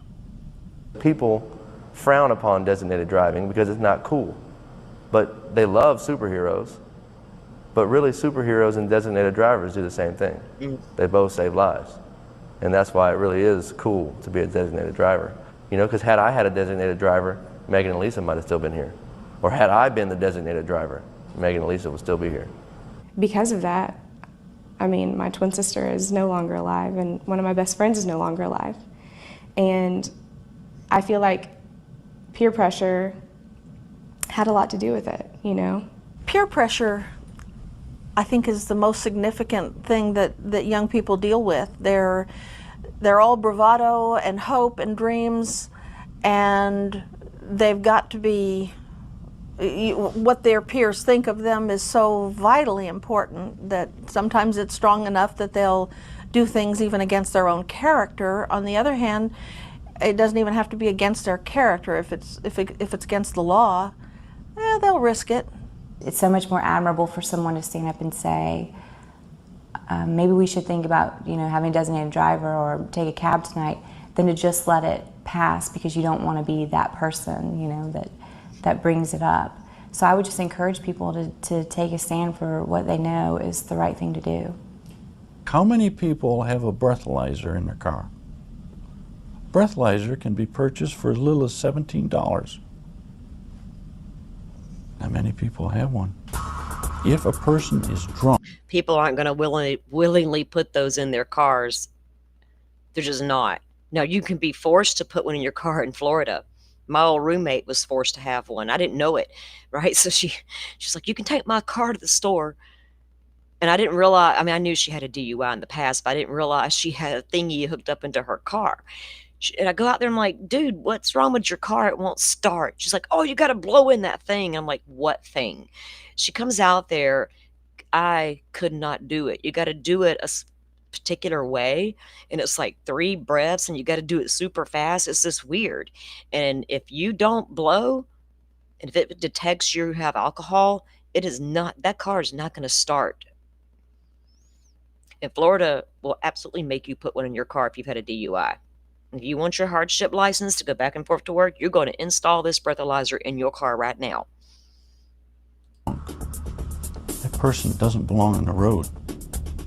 And if she contributes in the slightest towards an accident, they better be ready to spend 10 years, minimum, of their life in prison with the possibility per death of 15 years. Just to save one family from all of this grief that we've experienced, and it's worth it. So it's just all about trying to get the message out there and trying to get people to be more responsible. And nobody's telling anybody not to drink and not to have a good time, but just to be smart about it. Everyone has a cell phone these days. What's the number? Number is 911, and they'll be glad on the other end to respond. If you're going to party, go for it. Plan ahead. Plan your exit strategy. Have a way to get yourself home safely. Well, can we also not pretend that when people drink, they don't feel 10 foot tall and bulletproof? You can't reason with a drunk. I'd tell myself to quit, but I don't listen to drunks. One of the best lines out of a country song I've ever heard.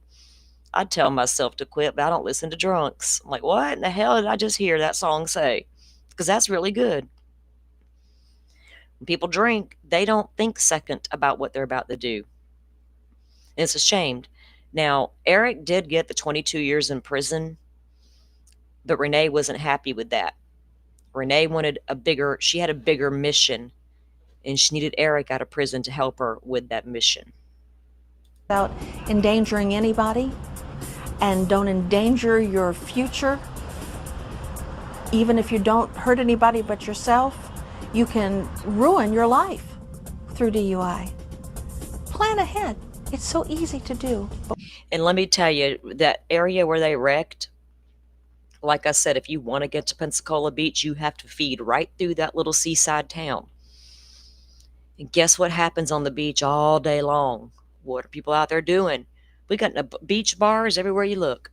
They're getting drunk at the beach all day long, driving right back through Gulf Breeze, right across the 3 Mile Bridge and into Pensacola. Or they're coming back on 98 and heading down toward Navarre.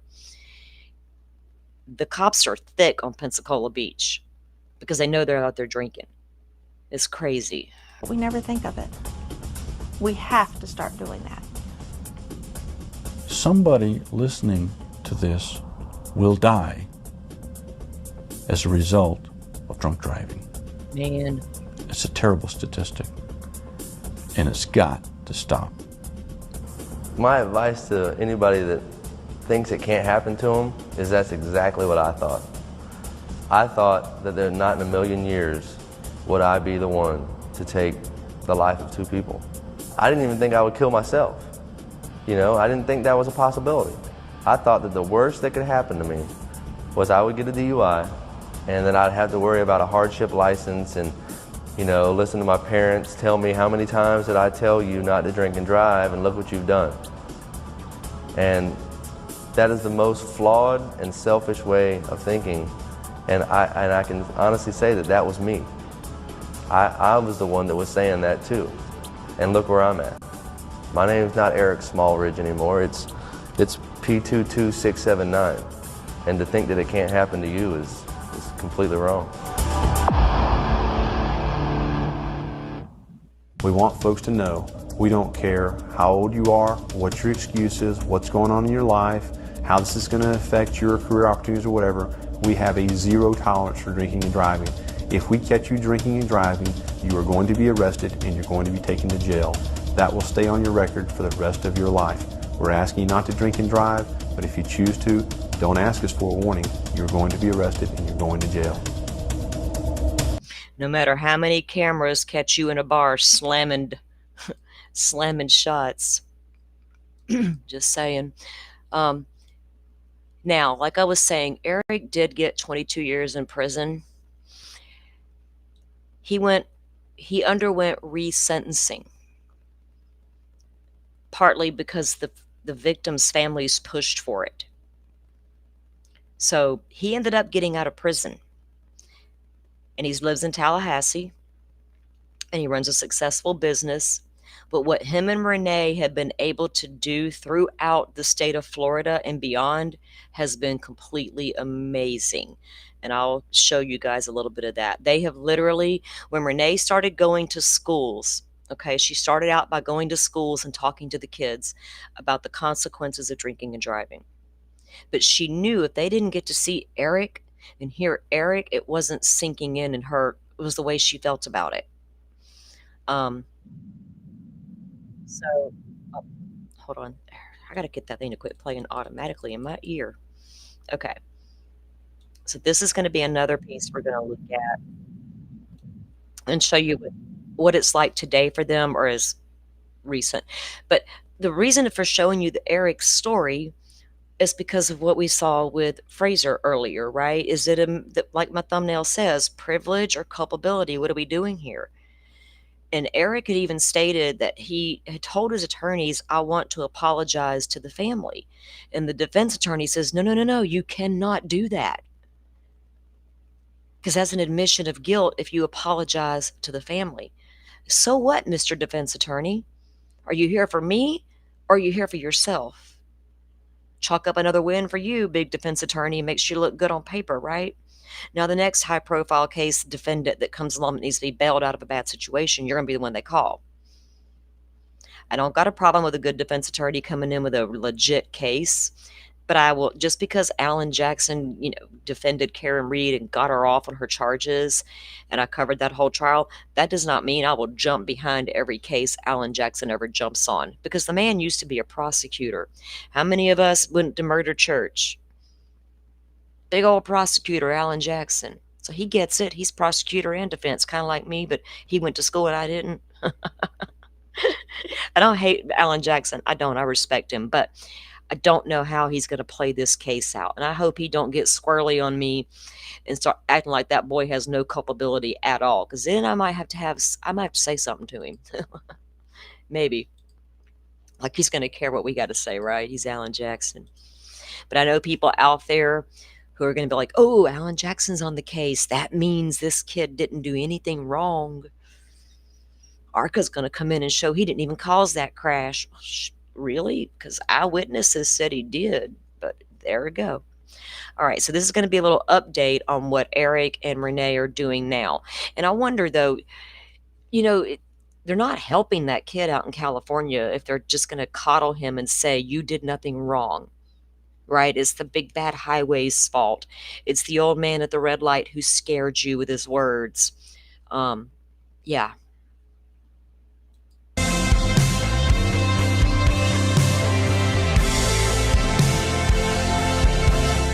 Welcome to Time for Forgiveness, where we explore real stories. Real stories that will transform your life through the power of forgiveness. And it is time. It's time for forgiveness. And we have some very special guests today that we feel very blessed to have you guys here with us in the studio. We want to welcome Eric Smallridge and Renee Napier. Guys, it's so great Kelly and I were so looking forward to getting into this conversation today. Thanks for making the trip to Kansas City. Absolutely. Yeah, thank you for having us. Absolutely, absolutely. All right, so we're going to start, Eric, we're going to kind of jump ahead here a little bit into the year 2002. Yes, sir. You're a 24-year-old senior in college. That's correct. And you're just out. The thing is, senior in college and drinking, and I was watching your comments here about the treatment centers and alcoholism. Yeah, my grandma was a full-fledged alcoholic. I'm not even gonna lie. I've said it before. Full-fledged. It killed her, actually. Unfortunately, she died younger than I am right now because she chose a lifetime of alcohol. We found it hidden in the closets after she passed. My aunt was convinced Granny didn't drink anymore. We knew better. And we found the evidence once my grandma passed. Now, you're gonna be pressed to find me with a drink in my hand. Occasionally, maybe. It depends on the situation where I'm at, 1 or 2. That's gonna be it. 9 times out of 10, never. I don't have any use for the alcohol. But when people are drinking, it's hard to reason with them, right? It's hard to get, are you going to be, if you're responsible enough, you can go out and have a couple of drinks socially and get your Uber home and you're fine. Go home and go to bed. That's fine. That's what adults should do. But those ones who sit there and slam all the drinks and everybody's partying and everybody's having a great time, it's happy hour, we're successful, we're this, we're that. The next thing you know, when you're in college and you got your little bit of freedom from mom and dad and you're slamming the alcohol on the weekends, and then you're 21 and now you can go to the bars and, oh, now I'm graduating college. They don't realize, leave the drinking in the college. Nope, now I'm in the real world and it's a little stressful and a little hectic and I've had a bad day. I got to have a cocktail now to calm down and relax. And there you go. Alcoholism is born. And then the next thing you know, you're 35 and going, why can't I put this glass of wine down? Why is my body telling me I need a glass of drink right now to get through the day? because you never stopped drinking once you left college. You just continued on. Like in any other weekend night, you're out having a good time with your buddies. The night's wrapped up. You're going home. You've been drinking a little bit. Yes, sir. And so you're driving down this 2-lane highway. There's a merge. I'm seeing this in my mind right now. You're on the inside lane. There's a car on the outside lane that starts to move into your lane. Why don't you take it from there and tell us what happened? Yeah, so it was actually a 3-lane road, and I know this road so well. It's like etched into my brain. Yes, that road is always merged for the third lane to come into the second. Now, of course, they've reconfigured our 3-mile bridge. A lot of stuff happened. We had to get a new one. Then a barge hit it when a hurricane come and destroyed it again. It was a whole thing. 3 years of no bridge. It's a little better down there now. But where he's talking about, literally that third lane ends and you merge to the center lane. And that's what he's talking about when he claims his car was merging into his lane, which forced him over to the left lane, which is where the girls were at. that's where the trouble came in, because 2 of the lanes merged together, but there was still a 3rd lane. And as I was driving, we were on somewhat of a curve, and the right lane ended. I was in the middle lane, and the car on the outside started to accelerate. Of course, with intoxication, you have your peripheral vision is not working correctly. Your depth perception, all of those things are at a disadvantage for someone who's under the influence. And so all of that came in when this car came into my lane. I tried to avoid it, but that left me clipping the car of Megan and Lisa, who were in the inside lane. And at that point, my car actually, I was going about twice the speed they were. So when we hit, our tires came into contact, which sent my truck into a barrel roll because they were both spinning in the same direction. So I literally went up on the back of their car, barrel rolled off of their car. They never really could conclude whether I flipped once or twice, but the worst part about it is that Megan and Lisa's car, it was Lisa's was driving, veered off into the median and slid into a tree and killing them both.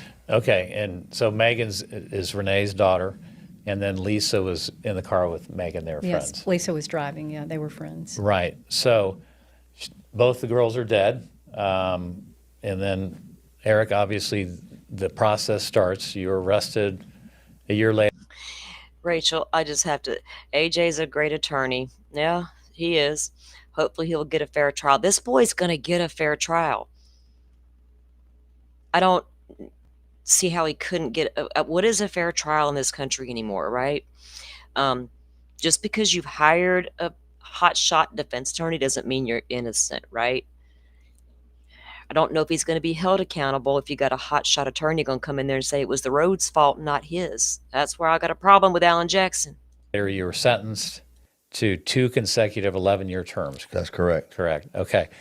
And so, Renee, obviously, this life-shattering, earth-shattering news that you received that your daughter had passed in this accident, we're gonna kind of jump forward to how this interaction with you and Eric started to manifest itself, and it was all a decision you made, and that's what's so miraculous about your story. One of the things I love about you. Thank you. And I'm going to tell you, without Renee accepting Eric's apology and then doing what she's done since then, Eric wouldn't be the man he is today. And I have absolute admiration for Eric, because he absolutely, I mean, from the beginning, this boy stood up and took responsibility for what he did. This devastated our community, guys. Nobody wanted to wake up in the morning and hear 2 beautiful young adult women were killed on our little quiet community streets for no reason other than at the time they alleged drag racing. You know, whatever the cause of the accident was, nobody wanted to wake up and hear that. And I remember thinking to myself how my gut could only imagine what Renee was going through at that moment. And then to watch how all this unfolded, because I'm local. I saw it, all of it as it unfolded. And it absolutely, Renee dug down and found the strength she needed to help her go on in the right way. She could have been bitter, right, for the rest of her natural life against the man who was responsible for her child's death. But she chose a different path. Kind of like Stacy Chapin. That's who it reminds me of. And sometimes that's a better route to go than this other, I'm just going to come out here and run my mouth bullshit. So again, though, these two, and the thing about the guy in California, that kid, is I don't think they're going to do him any favors if they take responsibility away from him and blame it on the road rage or the bad highway. You're not doing that kid any favors when you take responsibility away from him and blame it somewhere else. That's the problem that I have with this case right now. But I still need more information. Is how you found this pathway to forgiveness in your heart. But can you kind of bring us into how that interaction with Eric first started to manifest itself? Well, obviously the devastation of it, I had to move through just being able to complete a sentence that sounded, even logical, or complete a thought that, sounded normal. Had to move through all of those stages of grief. And, and honestly, I don't know if you ever get over those stages of grief. I think they still come. But we had to prepare for a trial, it ended up being 14 months later in July of 2003. And just never done that before. First time seeing him face to face, and that was difficult and awkward. And then he got convicted of the 2 counts of DUI manslaughter there, and then we had his sentencing in October, so I saw him again there. See, so they know Eric was drinking. He was intoxicated, but he got vehicular manslaughter. He didn't get murder. He got the appropriate charge.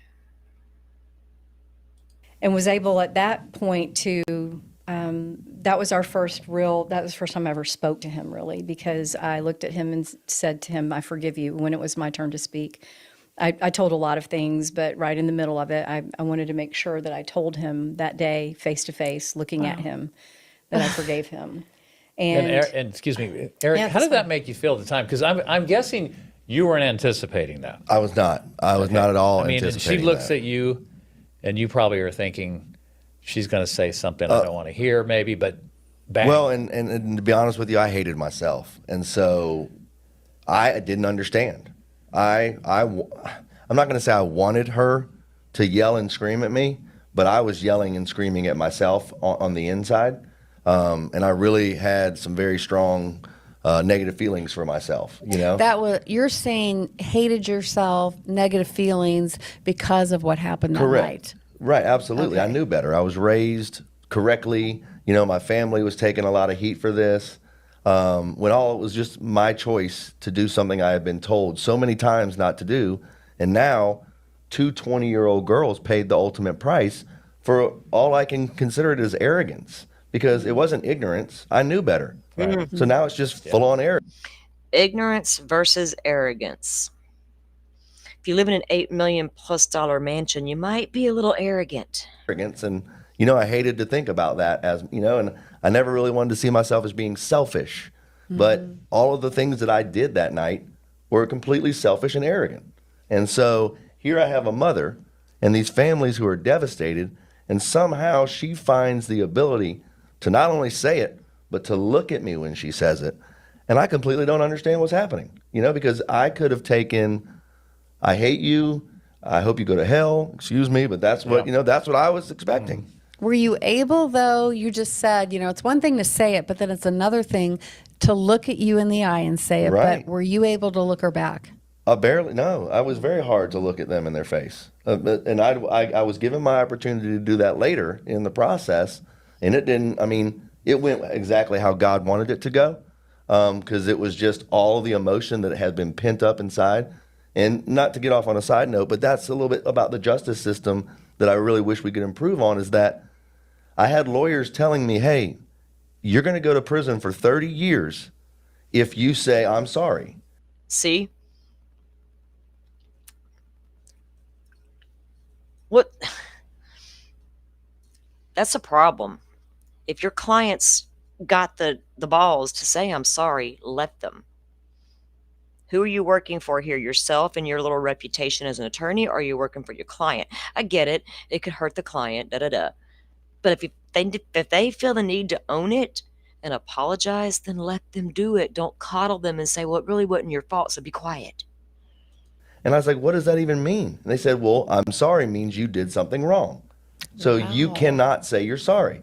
I said, what am I supposed to do? And they said, Even just though you sit felt, here. I mean, the remorse you probably felt was I have two older overwhelming. brothers. You know, if someone did this to one of my brothers, or what would my parents be going through? And I can't say I'm sorry, you know? And so I just I came across as this cold-hearted guy that doesn't care. And that is the complete opposite of who I am and how I was raised. Right. And so his defense attorneys made him appear to be this cold-hearted son of a bitch, who had no remorse for what he did, right?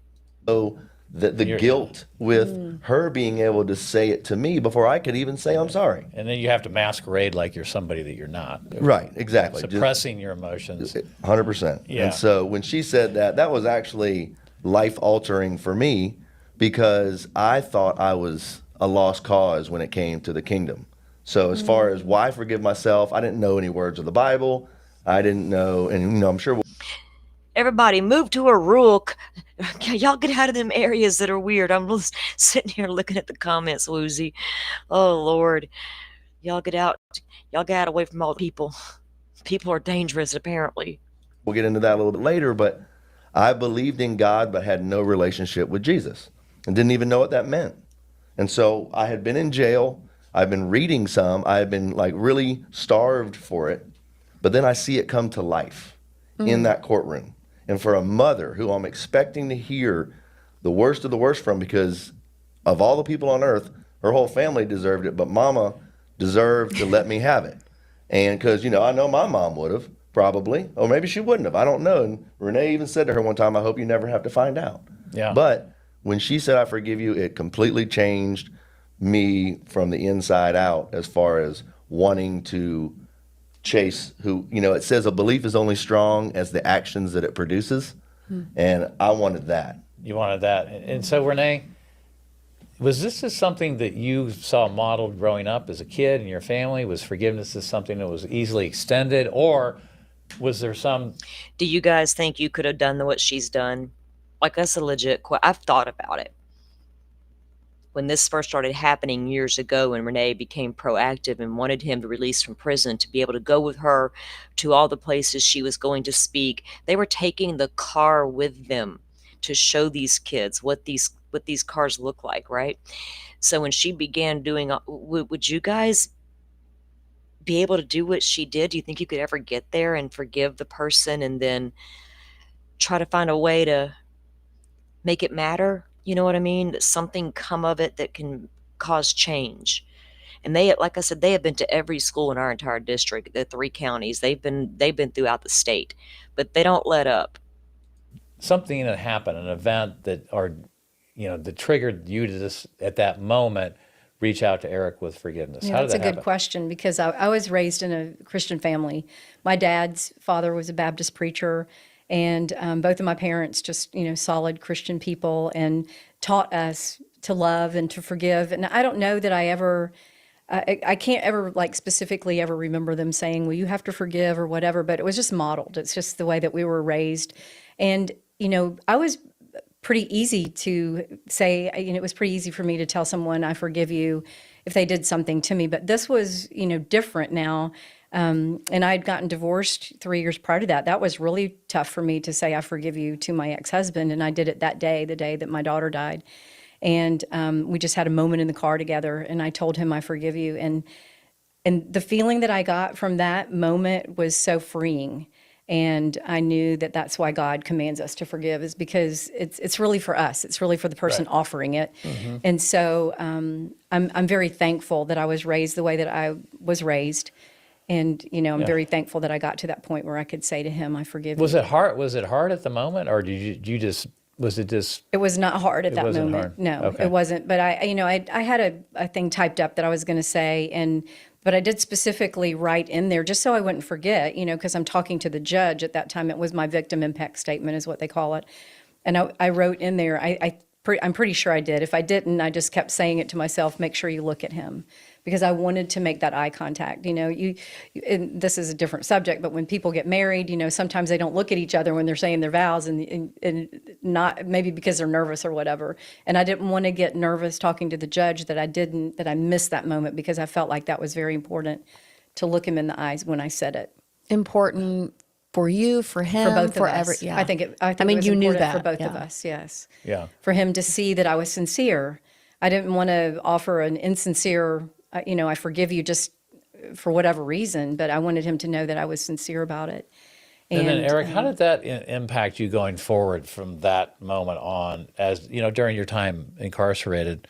How did that start to? I'm thinking that obviously began to form you in a different light internally, how you saw yourself. Yeah, 100%. I would say like literal 180 change. You know, I was now searching to figure out how she can forgive me if I can't forgive myself. I started to get more and more heavily involved in the Word. You know, just reading the Bible that my mom had brought me, and really, you know, seeing what I had missed out on my whole life because I never really was a believer. I thought that believing in God was the same thing as having a personal relationship with Christ. And I quickly found out that it was not the case. And now I understood what people were trying to say. And so it just led me to not only be able to let the burden and the weight of this sentence not have to carry it myself. You know, I had hope all of a sudden. Hope for what? I don't know. Something greater than me. And that the fact was I wasn't an eternally lost cause. You know, and that I had done this devastating thing, but there may be a way that I can add something positive to it. And I remember it's in Genesis 50:20. It says, you know, Joseph had been taken into slavery or sold by his brothers, taken into slavery. A lot of people know that story already, but it says that they intended to harm you, but God intended it for good for what is being accomplished, the saving of many lives.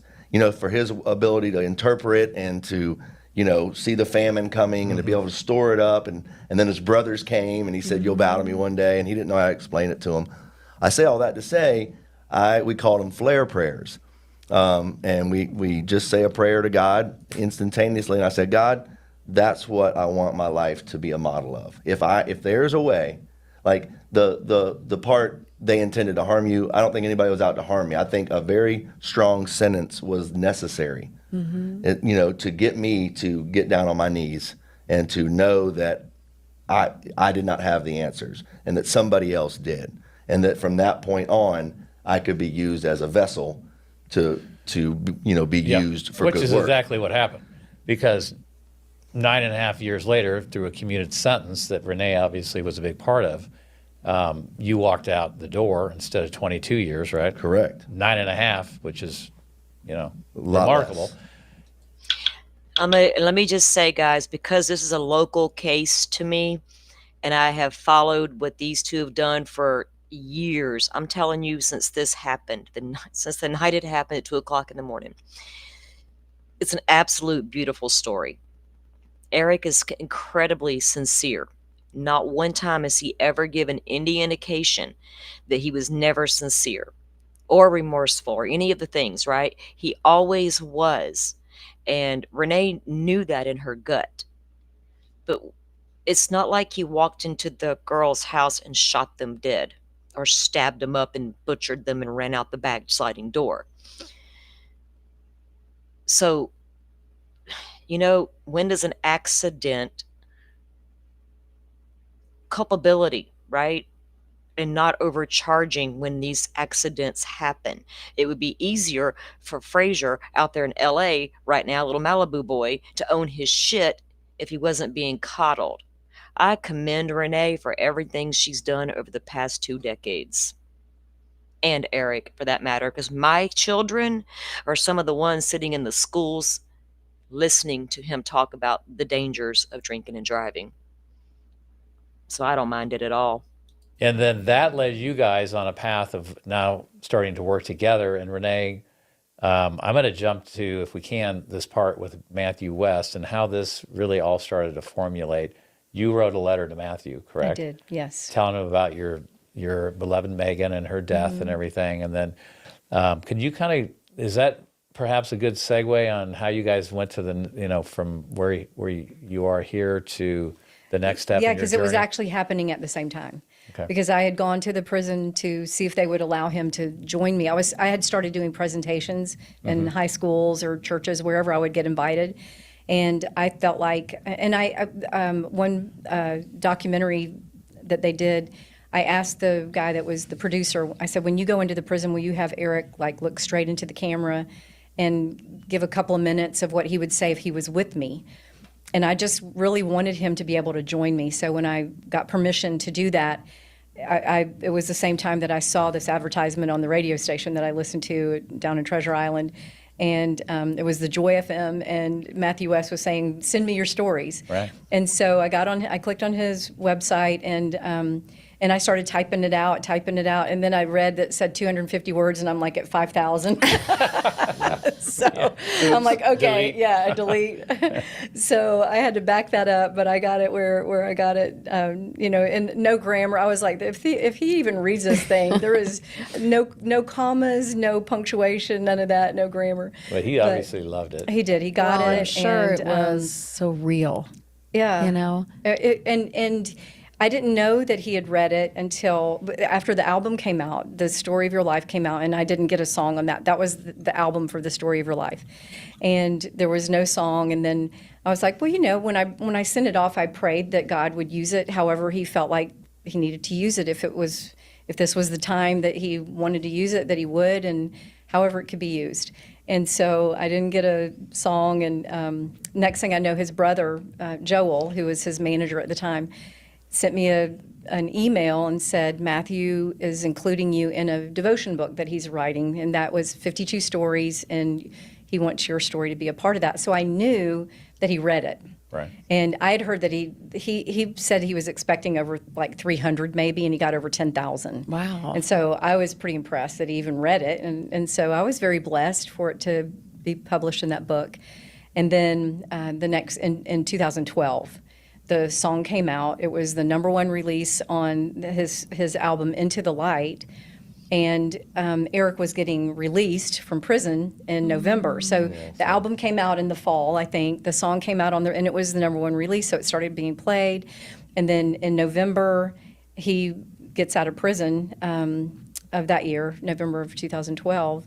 And so it was kind of like it was God's timing. Well, not kind of like, it was definitely God's timing for how he wanted it to come about. I want to ask in regards to, you're forgiving him and you're saying this in the courtroom, and then now you're working to reduce his sentence. And did everyone in your family and community, were they supporting this? What did that look like? Because that doesn't seem like a common response in our society today. Well, by the time that that happened, so you have to know just a little bit of the background there.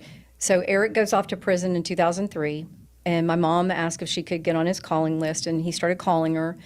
And then I was at her house, probably 2005. I'm at her house, and he calls, and I heard that my mom say, well, I'll put her on. So she gets me on the phone, and the first thing he said to me was, I want you to know that if I had not been drinking that night, I take full responsibility. If I had not been drinking that night, Megan and Lisa would still be alive.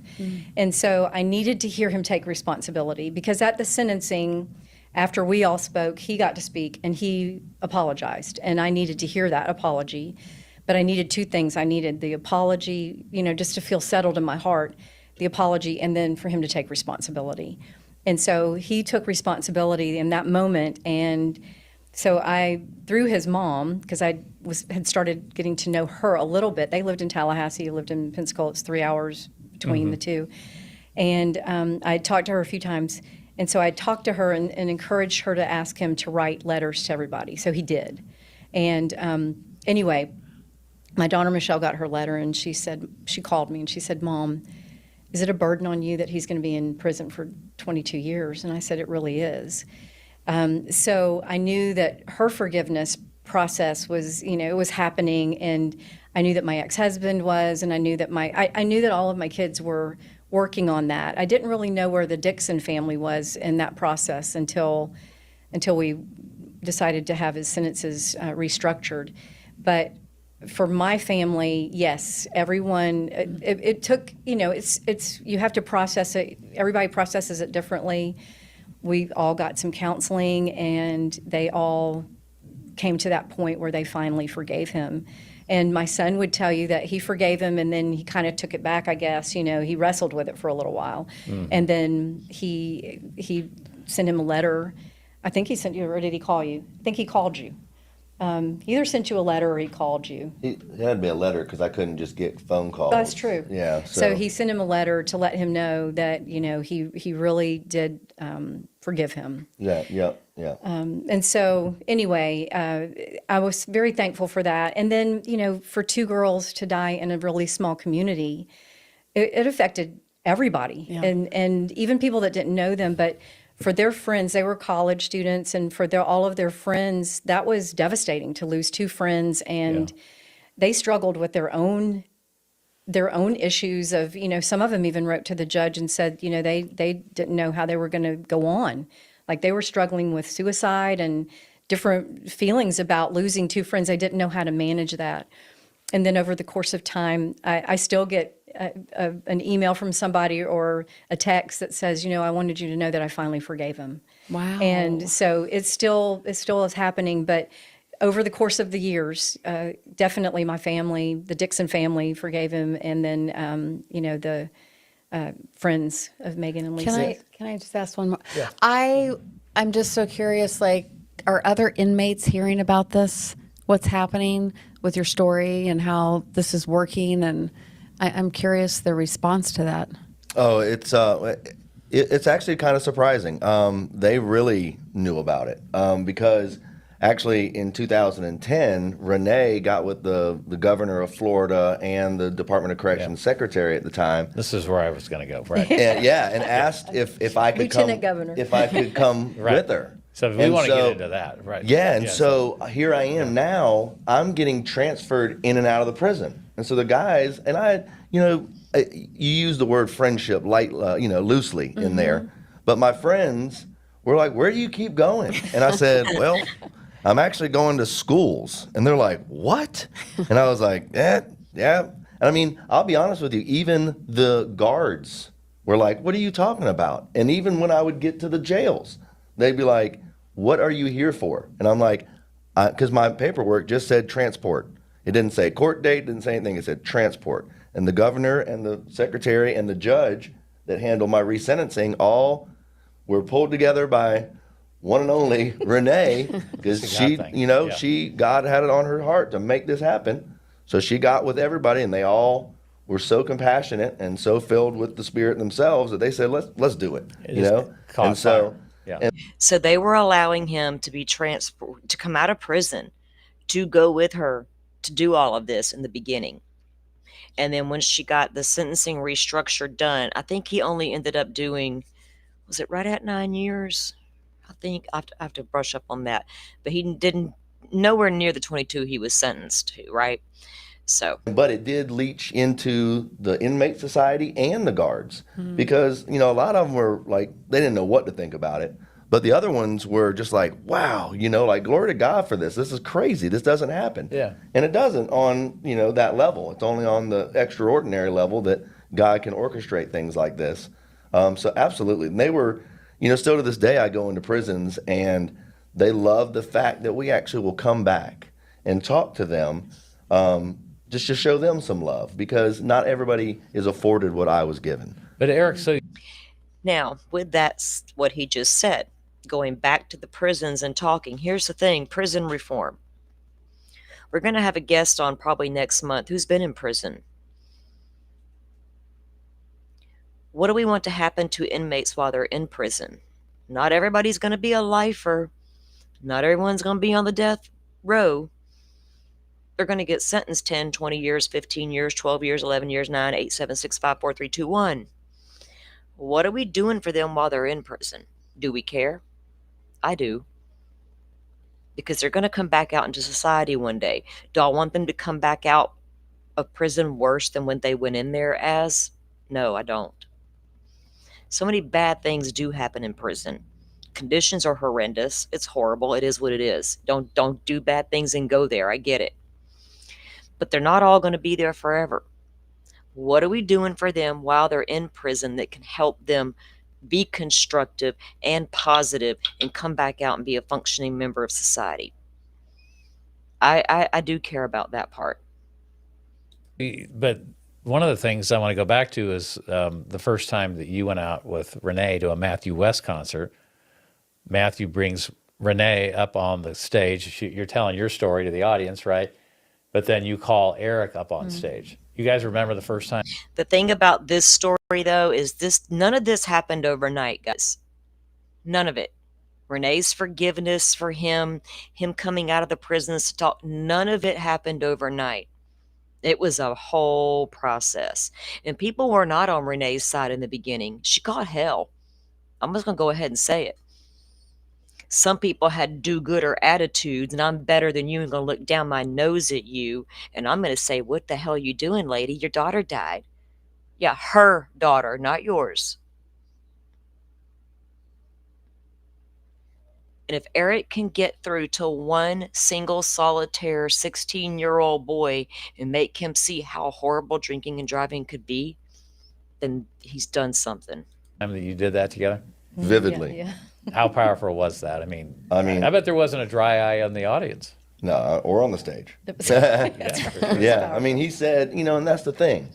You can see something or hear something, but it's almost like in Job. I heard of your greatness, but now I see it. And I mean, for Renee to call the offender out on stage, and then what she always wanted to do, we started everything with a hug. So she would say, here's Eric Smallridge, or when we were doing our presentations, when we handed the microphone over, she would just, give me a big hug.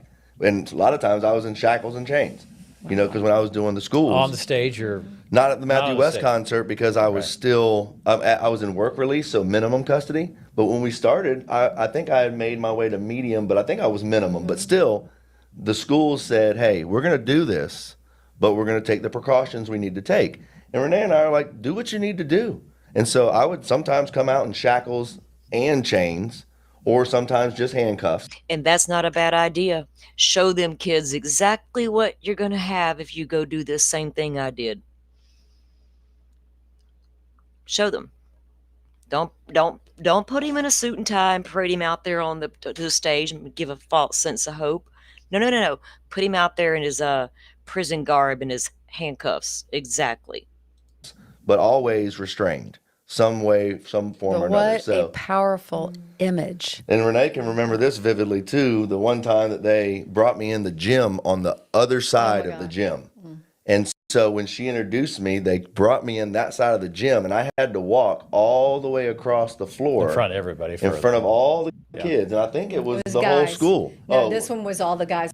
This is where they did girls first, and then they did the guys. Okay. Or maybe the guys first. Yeah. And it was dead silent. And I said to them, please welcome, and nothing happened. And they see him, and you could hear the chains hitting the floor every time, because it's that wood floor. And my heart just, I'm so compassionate, and I'm watching him, and I'm just like, oh my gosh, feeling like, how is this making him feel? But he said he completely understood it. And then the beauty of that day was, after he got done, he just had the whole gym full of guys. And when he got done, they just poured out of those stands to come and talk to him. I looked over, and he was surrounded by them. And, they heard his story. They got to hear his heart and see that he's really genuine about everything. He's not just coming to these presentations just so he can get out of prison. And in fact, for people to know, there were people that probably were naysayers, and he's just, a lot of the sheriffs at first would think that he's just trying to get out of prison, but he had a stomach issue, and every time he came out, he lost weight because he couldn't eat the food that they were giving him, and it was no joyride for him to have to leave the prison and come do the presentation. So he definitely suffered physically, and was happy to be there. And for me, just thinking about how I knew that it had to be making him feel, giving him just this encouragement and this accountability, and making him just really want to continue to be that guy that he's becoming, to keep becoming that person. They just need to bottle whatever you have. Just need to bottle whatever you have. And think about it, guys. If you know you've done everything right, you've drilled it to your kid's head, don't drink and drive, blah, blah. What if your kid went out and did it tonight? What if your child went out and did it tonight and caused that type of accident? How would you want to handle it? Or would you be like this? Or would you be like, throw my kid in the prison and never let him out? He deserved what he got. It's that line, I've had a lot of years and decades to think about this. You guys are just hearing this for the first time going, whoa, I've thought about it long and hard. Hand it out to people. Right? I don't think I could. I don't know what I would do, obviously. Yeah. Because I'm not. Unfortunately, we haven't been there. But I mean, there's so My much dad power calls in her it. Saint Renee.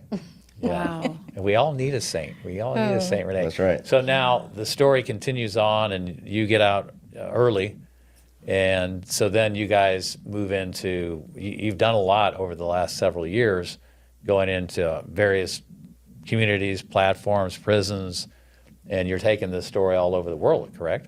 She went overseas. I did. I didn't get to go, but we took it all over the country. That's for sure. Yeah, we have. So, she, and she said, hey, when you get out of prison, I want you to just live your life. And, I just looked her back across the table and I said, nope. I said, as long as you're doing it, I'm doing it. And I said, and now even God's grace, I get to do it because Renee has moved into the next stages of her life with all the grandbabies and her masters and her ability to be a counselor on paper and in life. So I feel like she is blessing so many people. I think some of the luckiest people in the whole world are being counseled by Renee. No doubt. And I'm going to tell you, like I told y'all in the beginning of this show, when I lost my daughter, in the moment, literally within minutes of realizing it, my mind went straight to this lady and how I felt when her daughter died, how I felt for her, and the amazing strength I watched her have over the years absolutely helped me 1,000%. And I've talked to Renee in person.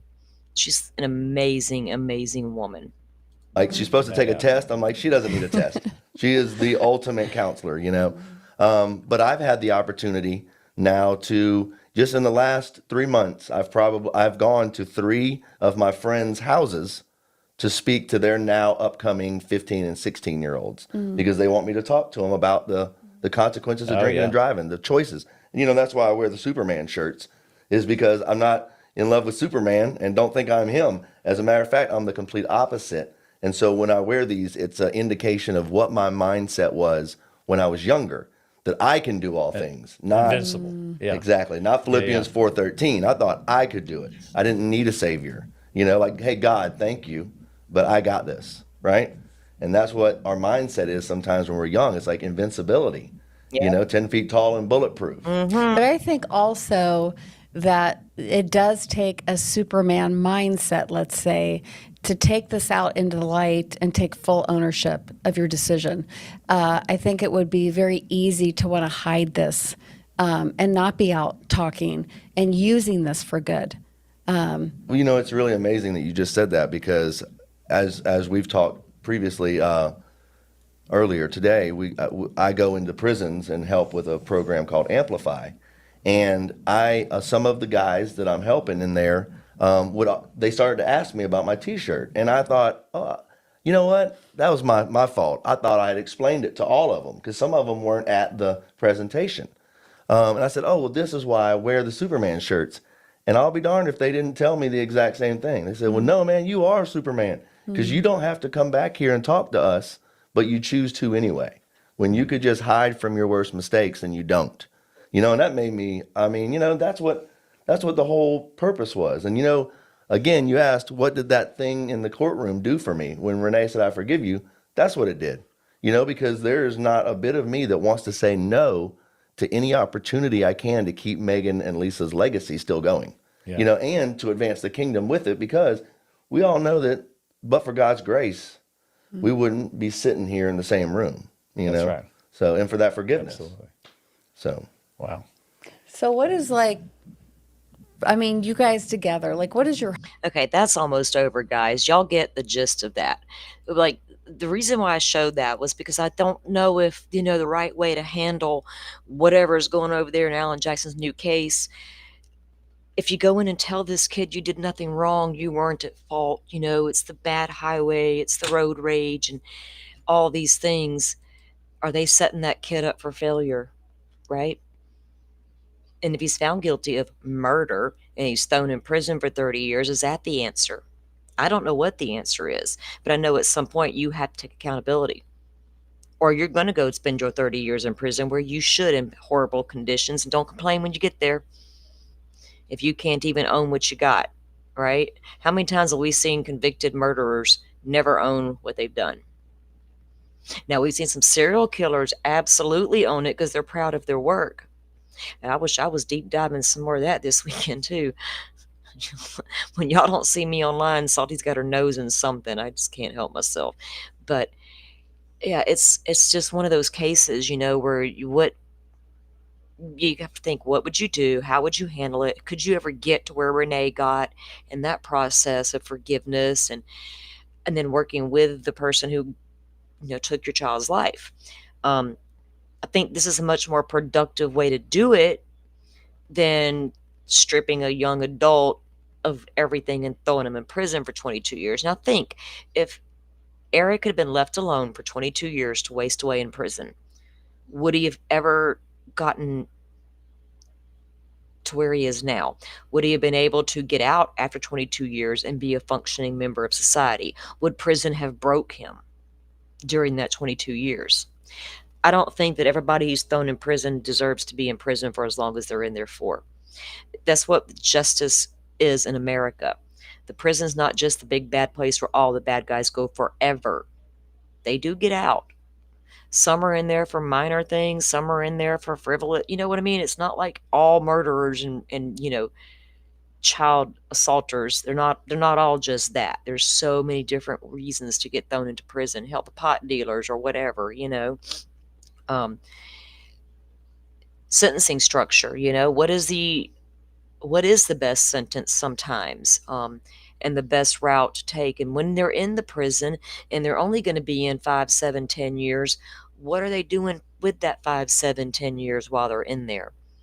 Are they left in a hole to live Groundhog's Day over and over, right? That's where my mind's been lately with some of this. And I have been in communication with somebody who has been in a prison, and she's going to come and talk to us about that experience soon.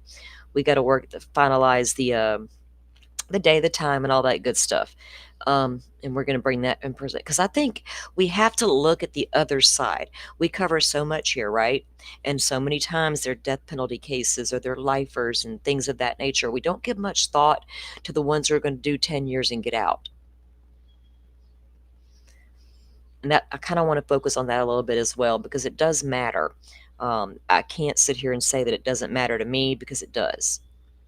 And I want to make sure that people who are in prison for 5, 7, 10 years, that they're being constructive with that time, right? And not being taught how to be a better criminal when they get out. Yeah, Eric has absolutely, truly reformed. There was no phony shit in that boy's body anywhere through this whole process. He had a harder time forgiving himself than Renee had of forgiving him. Right? It was not an easy road. It took them both a long time to get where they got. And it was just, like I said, Renee, people at first, they didn't want no part of what she was doing. They're like, "What, lady, you're weird. What are you doing there?" And I'm like, whoa, wait. I could see it through a different lens. I sometimes we got to pause, right? Put the pause on and let's stop, take a deep breath. And what's happening here? Can we get behind it? But I absolutely got behind whatever Renee and Eric had been doing for, like I said, for a very, very, very long time in my state. And if they can get through to one kid, they've done what they've set out to do. Hopefully they're getting through to more than just one, right? We have not had another horrendous accident like that in this county since that night. I'm not going to sit here and tell you people haven't died drinking and driving, because they have. But we've never had another one quite like that one. Because every single one of us that had children thought, oh my God, that could have been our kid so easily, right? And all because he chose to do something he was told not to do over and over. But you know how kids are. Well, but I was scared of my mama, so you damn right I was going to use that quarter she gave me when I left the house, because what I had to face when I got home was going to be 10 times worse than what the cops could do to me. I promise you that. And my mom didn't beat her children. She didn't believe in beating them babies. But by God, you screw up, you gonna know you did it. You ain't cutting away lightly. It's just the way it was. So, well, guys, thanks for coming in and hanging out with me. I'm going to try to get my hands on that. I would like to find the preliminary hearing for the case over there out of Malibu with Bomb. I don't know really how I feel about it yet until I see more, like witness statements and things of that nature. Because we always got to give, we can automatically draw a conclusion, but without more, we need more, right, to help us figure out exactly what's what. But I feel like they're going to coddle this kid, and some hotshot defense attorney's going to walk in there with some money and throw down some accident reconstructionist, and boom, we got an innocent guy here. That's kind of scary to me right now. I'll be honest with you. It's a little scary. Woozy, your parents would have disowned you. My mama would have I wouldn't have been able to drive no more. I'd have been handicapped the rest of my life. I'd have needed a stick or something to put, I don't know. My mama didn't play around with that kind of stuff, and I knew better than to go up against her with that, especially the drinking and driving, and that was the whole thing of it, But, sorry guys, I'm getting messages about my dad as well.